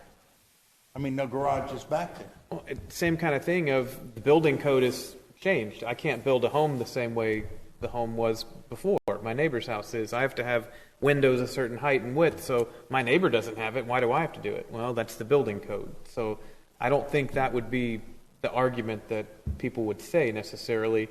All of the homes in Meadows Place were built with a garage. So they had one to begin with as a new build. It was required. I don't think we should get rid of that new build requirement to have a garage. So this goes back to your statement about not being able to control building materials. So we put it in here that we require it. Guy comes in, pours his driveway as he wants it, slaps up as minimal 2x4s as he can get by with. We're not going to do a structural inspection. On the garage? Yeah. Okay, well, fine, we do the structural inspection. Yeah, it's got to be engineered. We approve him, give him his CO, takes the garage down. What are you going to do about it? He just wasted $50,000+. That's on him or her. I mean, honestly, it's got to be built to withstand windstorm. You're devious. Man, I can't even imagine why you would think of that. I don't know why anyone would. I'm just asking the question about how are people going to get around this if they don't want that garage? Let them spend $50,000 and tear it down. I mean, I don't know Or anyone. let them build the garage and turn around, make it look like a garage on the outside and move mother-in-law in there. On it, and that's fine. It looks like a garage. Great. So, am I hearing that, A, all new homes, meaning a tear down and rebuild, would have to have a garage? Yes. Okay. B, if I have a house and I wanted to tear my garage down and turn my garage slab into a splash pad for my grandkids, I could do that. Sure. Am I hearing that, Tia? So I have a real problem with this whole issue. I do think that if we're requiring new builds to have them, I think we should require everybody to have them. I do understand why we do want new builds to have them. My biggest concern is not tomorrow. It's not the 3 houses that don't have garages. It's 10 years from now when more garages start going down because they're dilapidated and people obviously can't afford to rebuild them. I think those are some of the people that wouldn't necessarily care where they put their things as well. I think a lot of things could end up in their backyard, and we get a lot of pictures like Jennifer presented today. And we can't require people to put their things inside of things. We do have ordinances against that, but I know that there's lots of houses right now that have lots of things in front of their existing garage. So for me, that's kind of my biggest concern, is 10 years from now, what's going to happen, what's it going to look like for the neighborhood? You've already said that the property values, I mean, you sold the house, it wasn't that much different, so that kind About $5,000 difference. Exactly. So that's which is not a really tenth of the concerning. cost to rebuild a new one at that point. So it's Yeah, and I've gotten over the fact of kind of driving by and not seeing a garage, right? I mean, at first, it kind of took me a while to envision a house with a separate garage that is no longer there that can be seen from the street. And that would be fine. I think I'm concerned we might get more carports or people trying to do something of the sort, even though we don't allow them. And then what would happen to that space? Those are my biggest concerns with this ordinance. This is what? one note to bring up. People are in progress. There's one right now, a garage that got torn down this week, and it's being rebuilt. I know there's a lot of folks who have asked me, hey, do you have a contract recommendation? I want to do the same thing. I want to tear down and rebuild my garage. So I think naturally it's going to happen as people sell, new owners come in. If the house doesn't have a garage, they're probably going to want one. They're probably going to build one. But it's one of those things, I think it ends up working itself out as people cycle through the city and want to make their house a home and the way they want to use it. Okay, Brandon, I'm going to put you on the spot here. Looking at the ordinance the way it is, the summary says in number 3, every site within a residential district has the option to have a garage, as defined in 153.016. That was in red. Should a residential garage be converted into a space, the facade shall maintain the appearance visible to right of way. I think everybody's in agreement with that. Is that correct? What we're not in agreement is do you have to have a garage? And Tia is, if I'm adding stuff to your words, don't let me, but you're maintaining there's a level of fairness that's not being put in here because you're not requiring existing homes to have one, but new builds to have them. Mm-hmm. And how can we do that? Council, we can do anything we want, but we can also remember that the next council can come up and go, those guys were stupid. Let us change this, which is exactly what we're talking about doing right now. I don't know if we hold this whole thing up and throw it away if anything changes. However, I think we've heard a lot of discussion by some folks that had a thought there was going to be a nothing and ended up being a hair puller. And that's the same thing we found. How many months have we fiddled with this thing?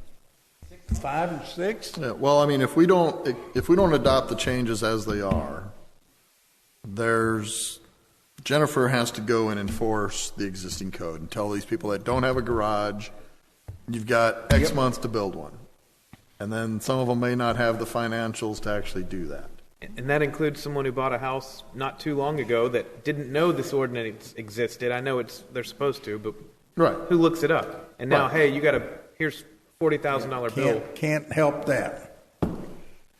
I do agree with that. I mean, it's hard times right now. I mean, I can tell you that I have an extra $40,000 laying around to build a new garage. I don't. But, you know, at the same time, if we acknowledge those people and maybe try to find a way to work with them, maybe that's an avenue. But I do acknowledge that not everybody has the money to rebuild a garage tomorrow. It is a lot of money. It's a hard issue. It is a hard issue, and that's why y'all ran so hard to get on this council to make these tough decisions.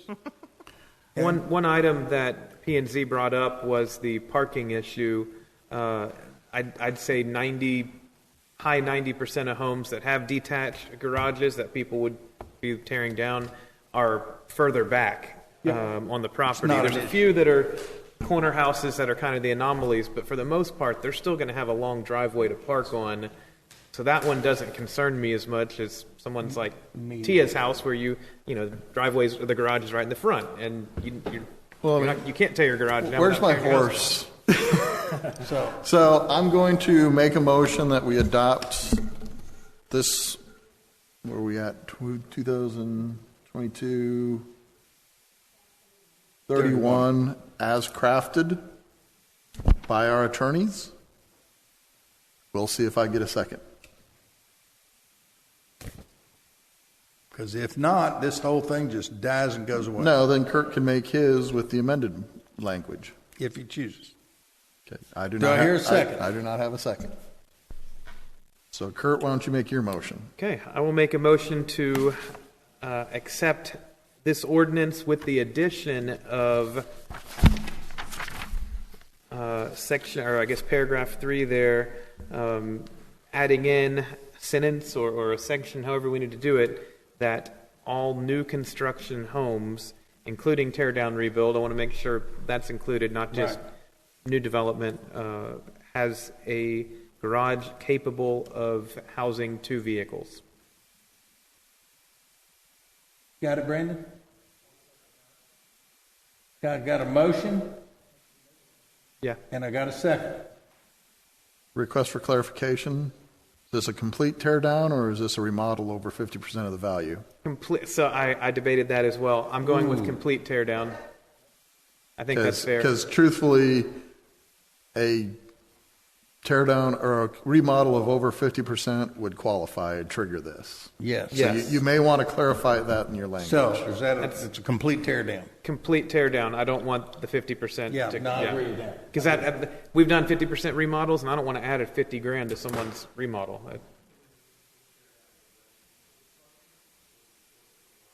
The residential structure. Yeah.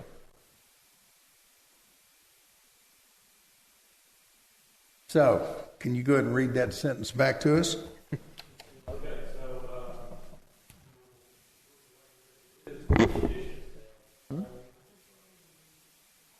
didn't know.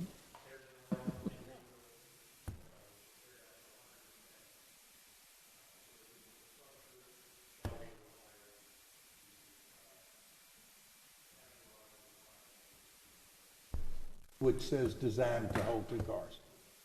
Yeah. It's about to say has the option to hold 2 cars. Which has the option to hold 2 cars, as in the ordinances. Okay. Does everybody understand what's going on? Glad you do, because you vote. Okay. So with that, Yeah, David. yes, we had a second. David seconded. So with that, we are.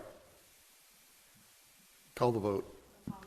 We're calling for a vote on ordinance number 2022-31 regarding the amendment to the Meadows Place Code of Ordinances. Do I have all in favor? Aye. Aye. Any opposed? Aye. Okay, so we have 3-2. No, me and T are no's. y'all are no's. Okay, so I got 3-2.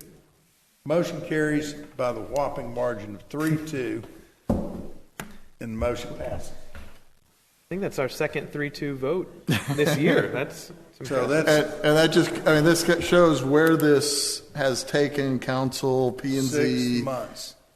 how it is that divided. And I think if we really got the citizens involved and paid attention, it would have been a similar split within the within the residents as well. Okay, now, I want to say thank you very much, because Tia, that's the reason I wanted you to speak on that. I thought you led a lot of credibility to the council, but also showed the depth of the discussion, because it was a tough issue. And what I'm concerned with was about moving into the future, 10, 15, 20 years, that there's a vehicle for them to work with.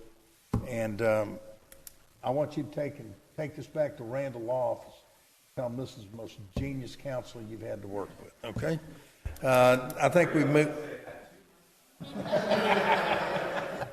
Okay. Thank you very much, Council. Thank you, P&Z.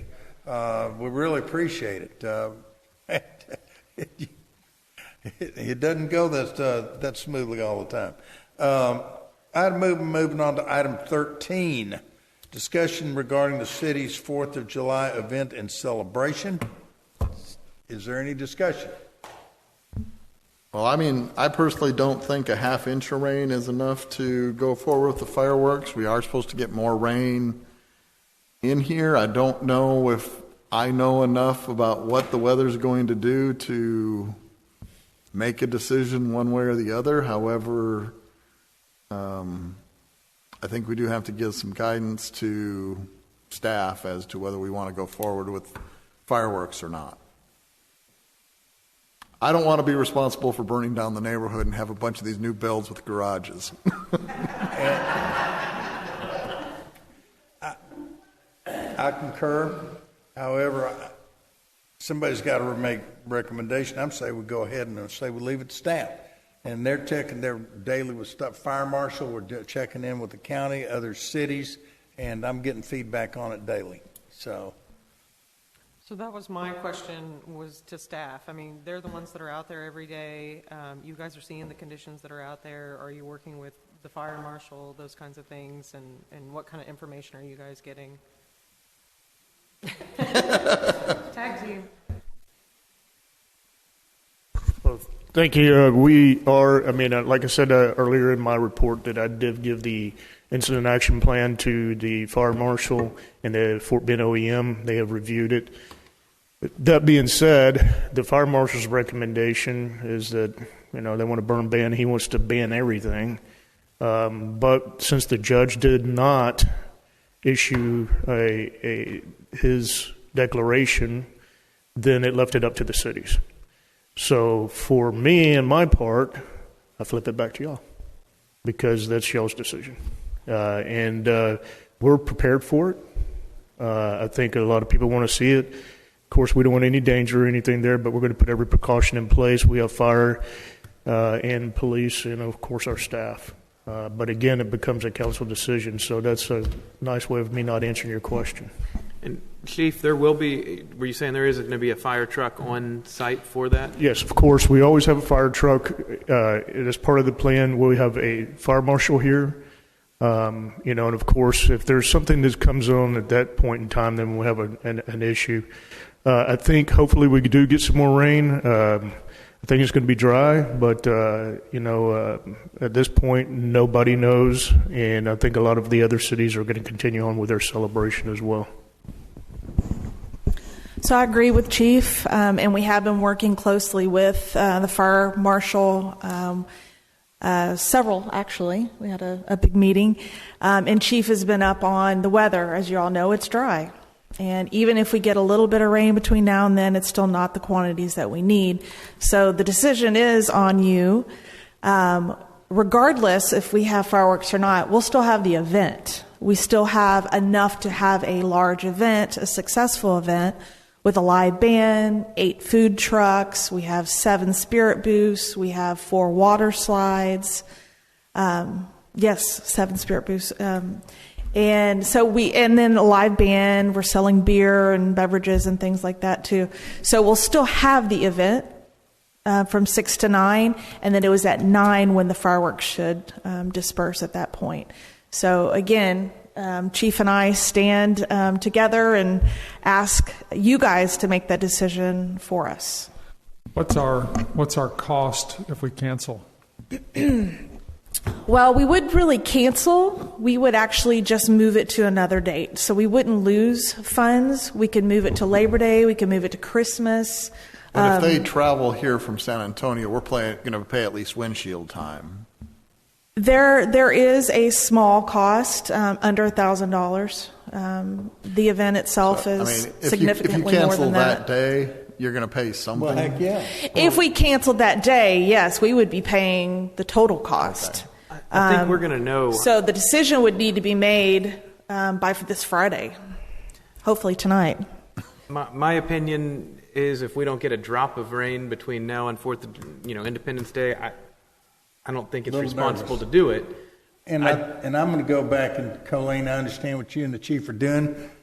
Rick said it perfectly. He said, I don't know what the heck the weather's going to do. Today's Tuesday. We're predicted to have rain, possibly considerable amount of rain between now and Friday. So I'm sitting there. I'm going to table this discussion and put it to you. You and I and the chief will sit down on Friday. I don't think your council agrees with you. And well, are y'all ready to cancel it? Well, I want to discuss it before you just table it on us. So, Okay. I mean, for the rest of council. Let me finish. And then what I'm going to say, if we haven't had any rain, come Friday, I'm with Kirk. It's probably a little bit too dangerous. But if we've had a bunch of rain come in and other folks are going on, the fire marshal goes iffy, then I'm in favor of putting on the fireworks show. Now, what's your discussion? Well, I mean, do we want, number one, am I the only one that has a concern or not? Are you concerned about having it? Or- Yeah. No, I'm concerned. Okay. So, do we want to define how much rain we have to have? Is that 2 inches? Is that 3 inches? We got roughly a half inch yesterday. I thought we were going to get rain today. We did not.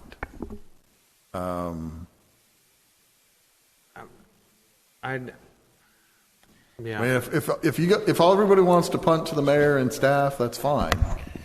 It could also be the fire marshal's recommendation. I'm just throwing that out there as well. I mean, he's going to know more about the conditions and what could be a hazard than anyone. I'm okay punting to him as long as we agree with it. If we get an inch of rain or inch and a half, I'd say, yeah, let's go for it unless we're missing something. I'm getting feedback. If we punt it to the fire marshal, we're probably not having fireworks. We're not going to have it. All right.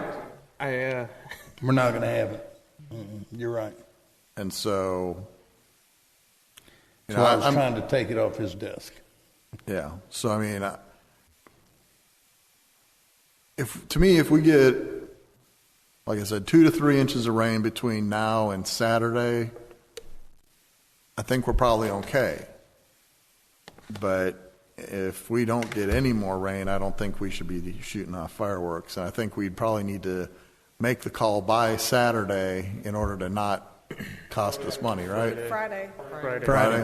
So Friday.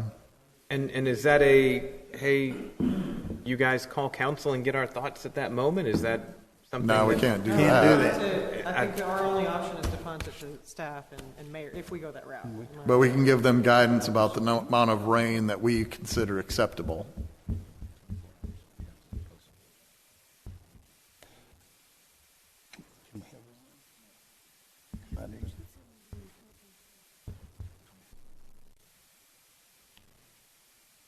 I mean, We're having a discussion. you could call the emergency meeting tomorrow for Friday. Well, I think an emergency meeting, you only have to post 3 hours in advance.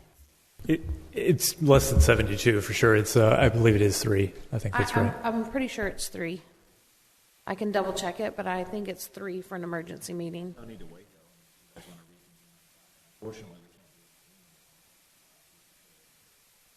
You can, as long as a quorum is here physically. So, you know, if some can make it and some can't, as long as on Friday evening or Friday afternoon.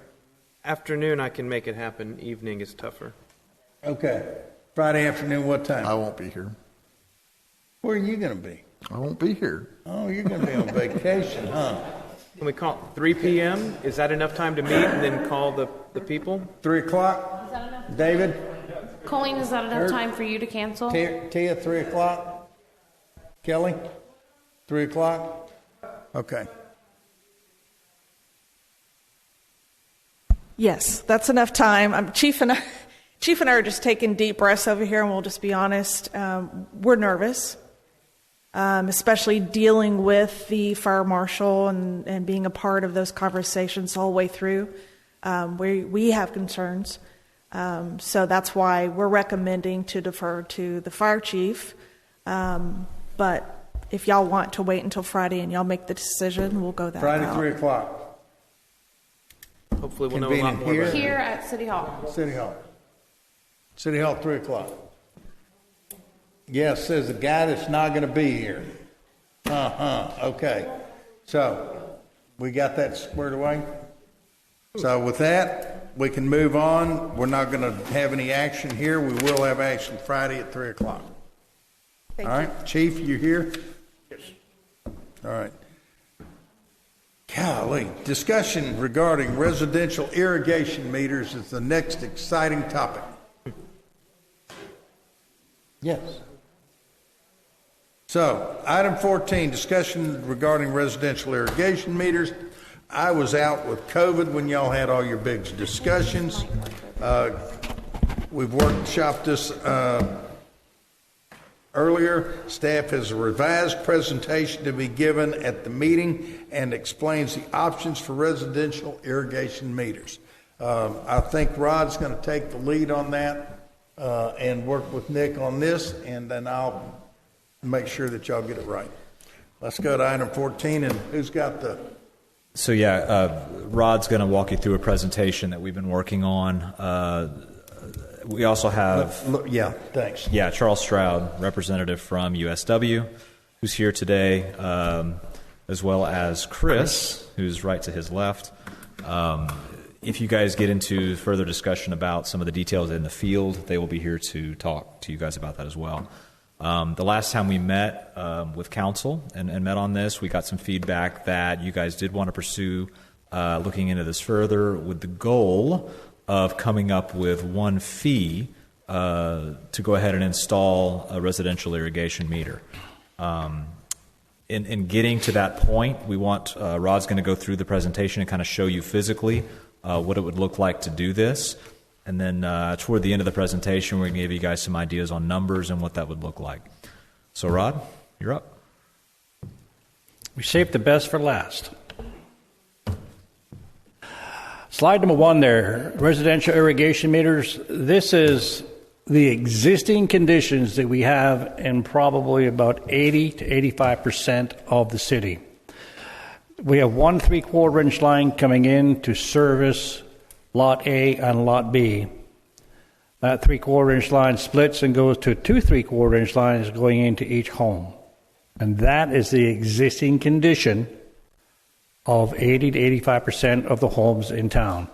There are a small portion of homes south of West Airport that have a 1 inch line already installed. So that's the existing. That's what we currently have, the majority of the homes. Next slide. As we move forward, and we have a new home on Lot A, and Lot A's home is a much larger home than the existing one was before in comparison to Lot B. It has a requirement for a 1 inch service line coming into the residence. This is the type of installation that we have already seen in one home so far, where we dropped in a new 1-inch line and we split the service between Lot A and Lot B into two separate items. The old 3/4-inch line, which previously serviced 2 homes, is now only servicing 1, which is a much better situation for me and also for USW. And the new home has a separate location for a potential sprinkler meter, which would separate the domestic use and the use of irrigation to 2 separate meters. This is a fairly standard type of situation in all new construction. And again, 85% of our homes are not that way. But what I will be looking for after this presentation is some guidance on a policy for the future. That was basically my main goal for this. So you can see the main differences. You have a larger line on a newer home, and you have a small line going to the old home. So as we move forward, next slide, please. It has been suggested that we possibly take the 3/4-inch line, and you can see Lot A has a 3/4-inch, Lot B has a 3/4-inch, both for residential service, domestic, and suggestion was to add a 3/4-inch line for an irrigation system. Last time we talked about this, we were kind of getting apples to oranges and etc. We weren't very clear on what we were talking about, but this diagram shows just exactly how we should not be installing irrigation systems. We have a 3/4-inch line service coming in from the main line. It's been split into 2 3/4-inch lines for Lot A and Lot B residential use, and an additional 3/4-inch line for the irrigation system. In this kind of situation, the pressures and volume just don't work. This may be something that is being mirrored or possibly being installed out there without the use of that third meter on existing lots, but it is really not feasible for me to put that other meter in there and try to split that line up the way it's shown. From my perspective and from the operations perspective, it is not a workable situation. Even although we may have Lot A and Lot B that have got their little irrigation system set off to the side onto their residential domestic feed. If you were to ask me to do this, I would have to say no, I would not recommend that we do this. So this is what I think we were asked for, is like Lot B was going to have that additional meter, and I'm not really making a recommendation. I'm saying that we shouldn't do that. So we move forward to the next slide, and we see that Lot A has seen his neighbor in Lot B, and he's got a nice 3/4-inch meter going to his sprinkler system. So he says, I want to do the same thing. And next slide. Sorry. Don't know where I missed one. Yeah, there we go. So we went from a very poor situation to a really bad situation when you have both Lot A and Lot B attempting to take a 1 3/4-inch line and split it 4 ways into 2 domestic feeds and 2 irrigation systems. So the last slide and this slide is definitely not the way that we would want things to be set up. Next slide. When I past that? No. Go back. Go back 2, please. One more. This setup with Lot A and Lot B, if you have a sprinkler meter, we would recommend that a new 1-inch line be set in place so that it would split the irrigation system between the domestic use and the irrigation system. I'm sorry, Ron? Yes, sir? I lost you. I'm sorry. You Okay. flip back over there. Right now, you got a 1-inch line that goes up and splits to the house and to the irrigation. On the other side, you got a 3/4-inch. You're recommending that be changed from a 3/4-inch to a 1? No, I'm saying this is a natural progression. This is something that has already happened in the city. Go back to the first slide, please. First slide shows that the 1 3/4-inch line splitting into 2 separate 3/4-inch lines. So if you have a new house built, in general, they have a much higher capacity or a much higher demand on the supply. Slide 2, please. So the house on Lot A is a much larger home. It's a new home. It has a requirement of a 1-inch line coming into the house Just by to itself. handle the volume. I got it. Yeah, so having a 3/4-inch line feed that 1-inch line is insufficient. The city, we need to make the change at the point in time of construction, and that was not done in this case. So bringing the new 1-inch line into the new home, we now have the capacity to meet the feed for the domestic use with the 1-inch line, and we can split that into a 1-inch sprinkler system. That is the preferred method. That would be the only way that I would recommend that an irrigation meter is installed. Charles? No?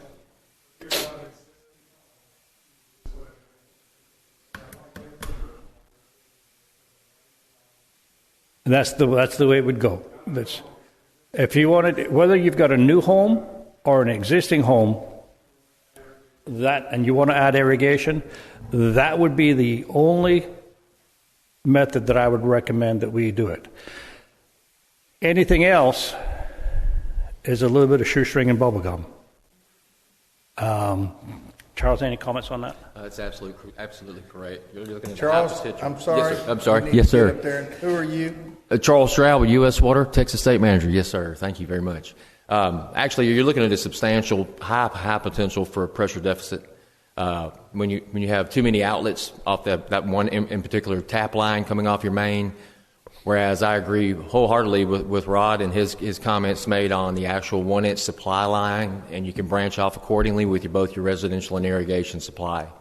And that is kind of the standard as to what you see today as to code.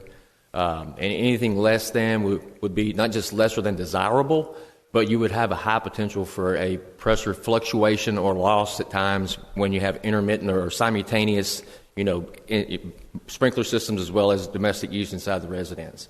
It would be very noticeable and frustrating for that matter. Okay, next thing is, that's a no-no. That's just impossible. That's 2 old homes with an existing 3/4-inch line, and both of them want an irrigation meter and both want domestic use. The solution for this case would be 2 new 1-inch lines dividing the service for both homes. You ready for the money? You aren't ready for the money, dear? All right. How about that, Nick? You want to take that? We'll do our best. I'm going to look in the general direction of Anna Maria as well.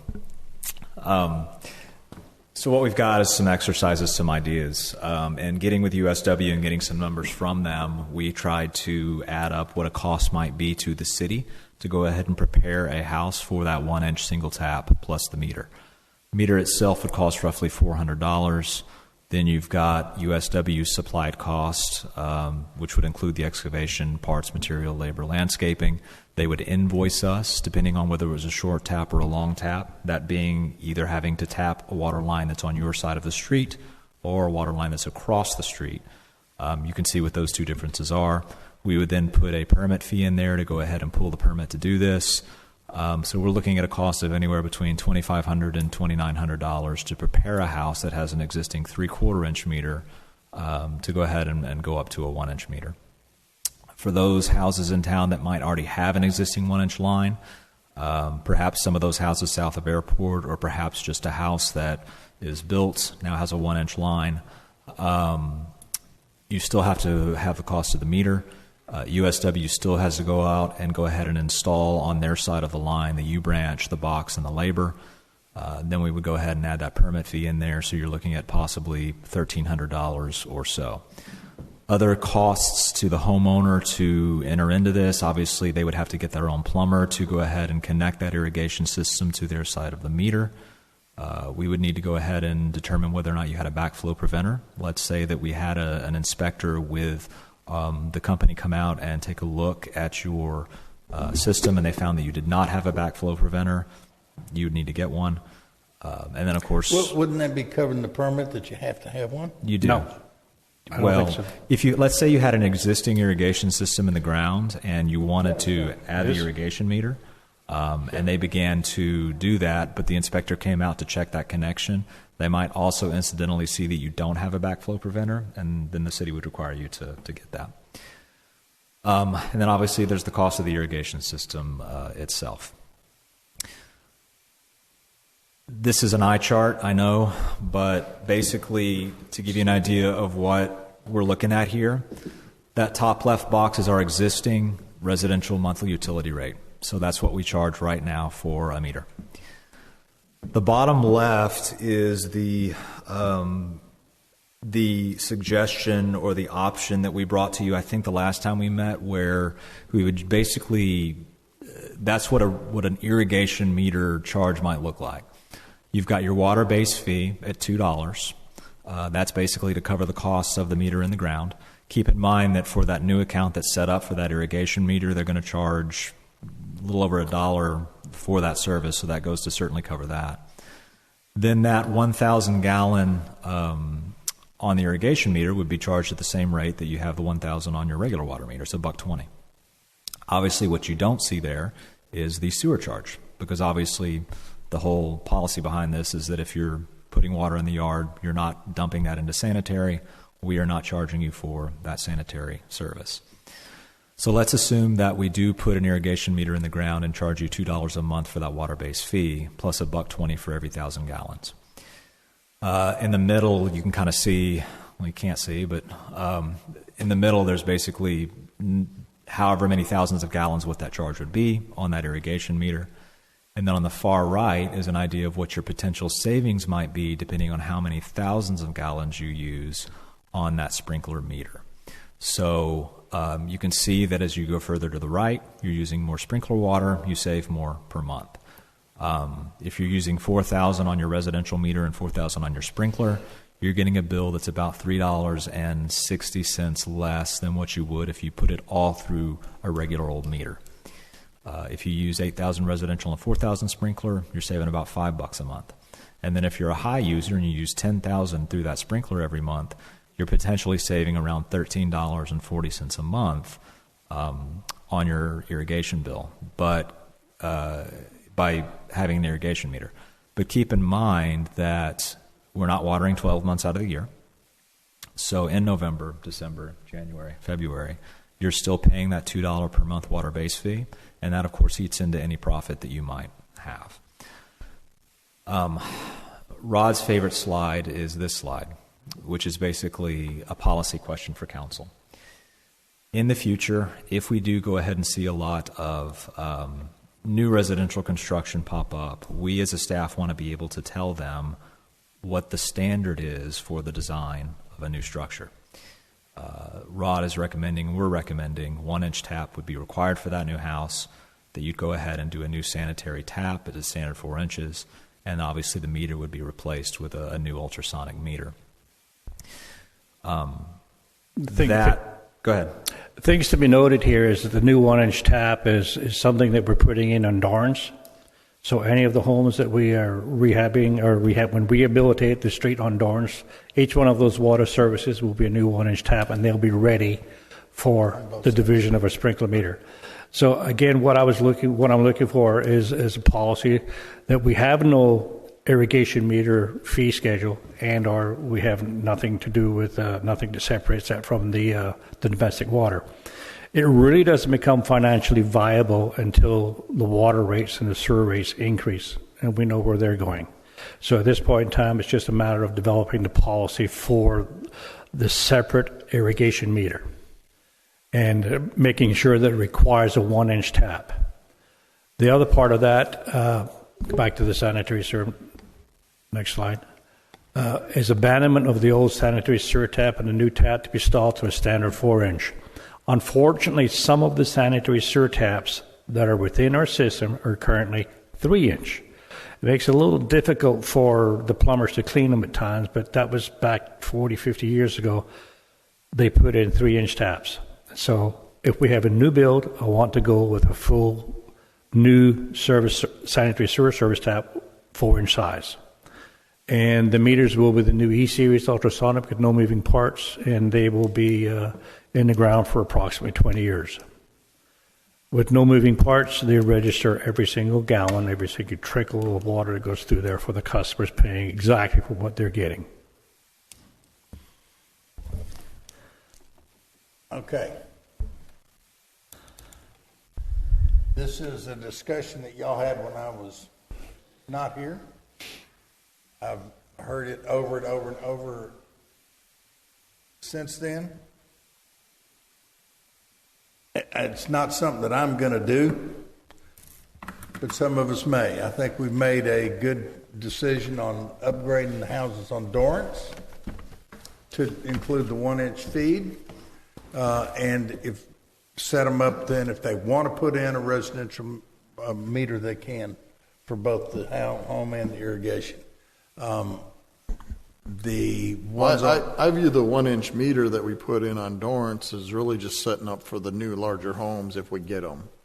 Whether they put in the irrigation meter or not is kind of irrelevant at this absolutely. point. You're right.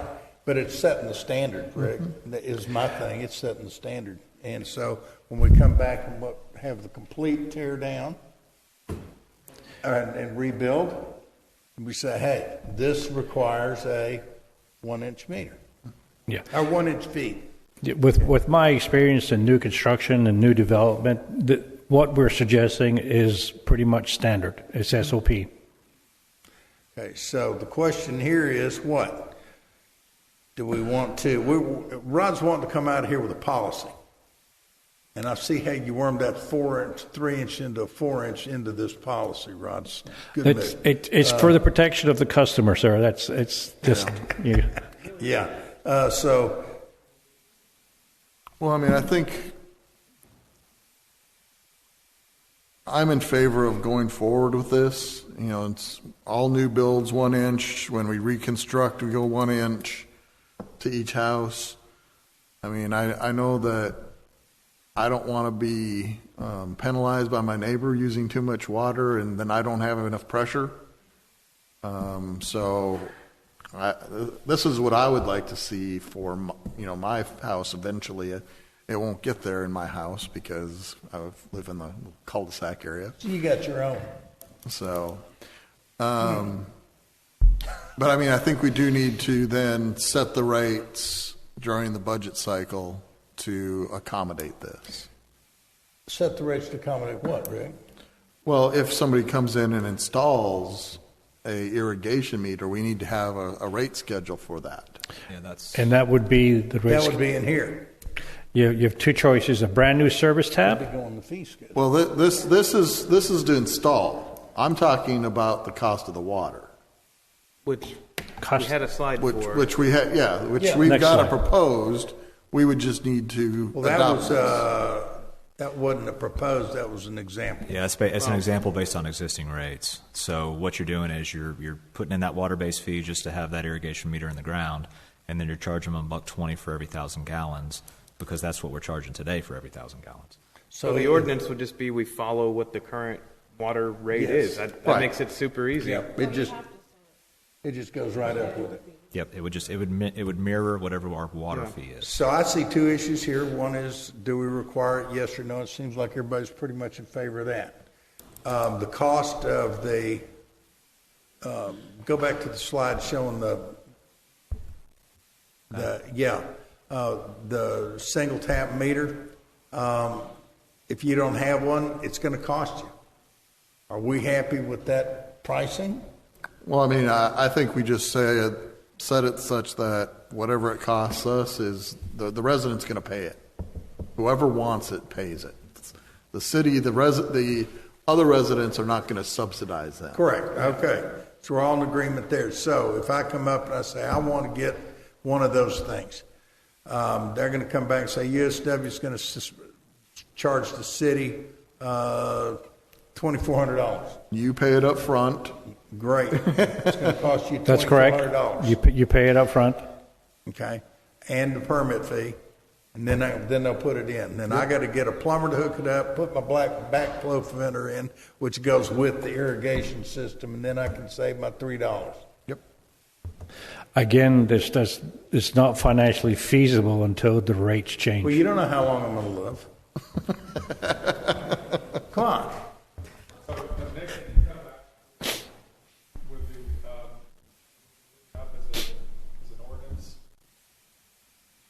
Or would it be changed in the fee schedule? Go to fee schedule. Goes with the fee schedule. For the policy, yeah. See, we don't have a design criteria manual here. So. The reason we got into the situation we got into, there was no policy for Public Works to review we could do the it as a utilities. resolution. So we Yes. could draft up a resolution that addresses this and moving forward. I think that'd be most appropriate. And I think it'd be simplest, and if there's any language, we can change it. Correct, and it's, yeah. So we could paper that up in a resolution that staff could follow, similar to a design criteria manual. A lot of cities will have a manual that's revisited We don't have one. periodically. We don't have one that gives that type of criteria, driveways, water meters, et cetera. So yeah, we could do that. Well, we could obtain some standard details and adopt those, right? That'd be another way to do it, because that's what we've done on the I driveways. mean, what do you've already told me we adopted or we used somebody else's standards on a fairly regular basis. Was it Sugarland or Stafford? I mean, we don't need to recreate the wheel and do Right. our own. I mean, we could just find a new mud that has this type of setup, and we could get their standard details. So I guess the question You're is, going to get some standard details coming out of your construction project. You're going to have your curbs, you have your driveway approaches, your sidewalks, and you're going to have a water. And when we get to phase 2, you'll have standard detail on sanitary sewers also. yeah, We're paying for it. Okay, now y'all are way over my head. Well, I mean, Can we do that in a month? if we just want to put it in a resolution, we could just say new residential construction requires a 1-inch meter. Then we would ask you guys, what else requires a 1-inch meter? Do you guys want there to be a trigger on a 50% rule, for example, or something like that? Stay with rebuilds. I think we stay with our rebuild, tear down, I mean, rebuild. that's what it was to be required. The resident always has the option to come in and say, I want a 1-inch tap. Sure. And pay for it. The way that 1-inch service tap is sized is, for instance, if you have a new build, the builder has a new set of plans. He has a certain number of restrooms, and he has a fixture count. A 3/4-inch meter will handle a certain number of fixtures. A 1-inch meter requires more fixtures require a larger meter. When you have a new home, in general, it's a 1-inch line because of the number of fixtures, increased number of fixtures that are in the home. And so Like the ones across the airport. yes, exactly. See, but even a remodel could add fixtures where it could push it into that number. That's where the fixture count, when the plans are submitted, the plumber schedule needs to delineate that, and that fixture count must be reviewed by Public Works, and we'll size the meter appropriately. Right. And if there's more increased costs at the time of construction, that's when it takes place. And it needs to be done, during plan review, people It needs to be done through plan review. And unfortunately, our building inspection group stop at the meter. From the meter down to the main line is mine. Doing some quick math, it's kind of eye-opening. A sprinkler system can use 12 gallons a minute. A 3/4-inch line can only handle 20 gallons per minute. Exactly. So if you're using your sprinkler and your neighbor's trying to do something, you're See, the other thing that comes up is if you have a professional sprinkler company come in, the first thing they're going to go look at is what's our flow available. And you just hit the nail on the head.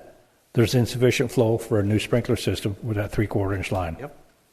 I didn't realize it until I looked at my Ion water and I was able to do the math and then research the size of the lines, and that's 3/4 when it's brand I'm new sorry. and not clogged. Could you repeat that? You were using your what? Ion water. It's a phenomenal tool that we have that is free to use for residents.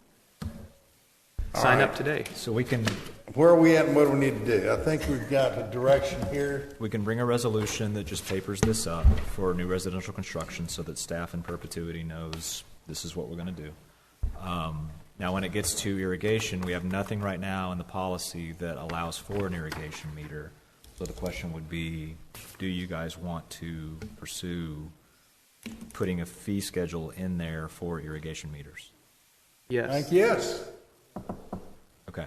So, what should that fee be? Go back to where our costs were. Right. So that's the cost. So that plus 50%?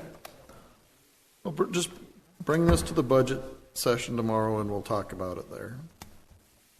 Okay. That I'm sounds good. tired. Me too. It's almost 9 o'clock. Yep. So I think we've called it good. I think we've got a lot done. We've got the policy coming toward the 1 inch on new construction. Okay? And we'll talk about the detail on the other tomorrow. That takes us into item F, the consent agenda. Move to approve. Motion to approve.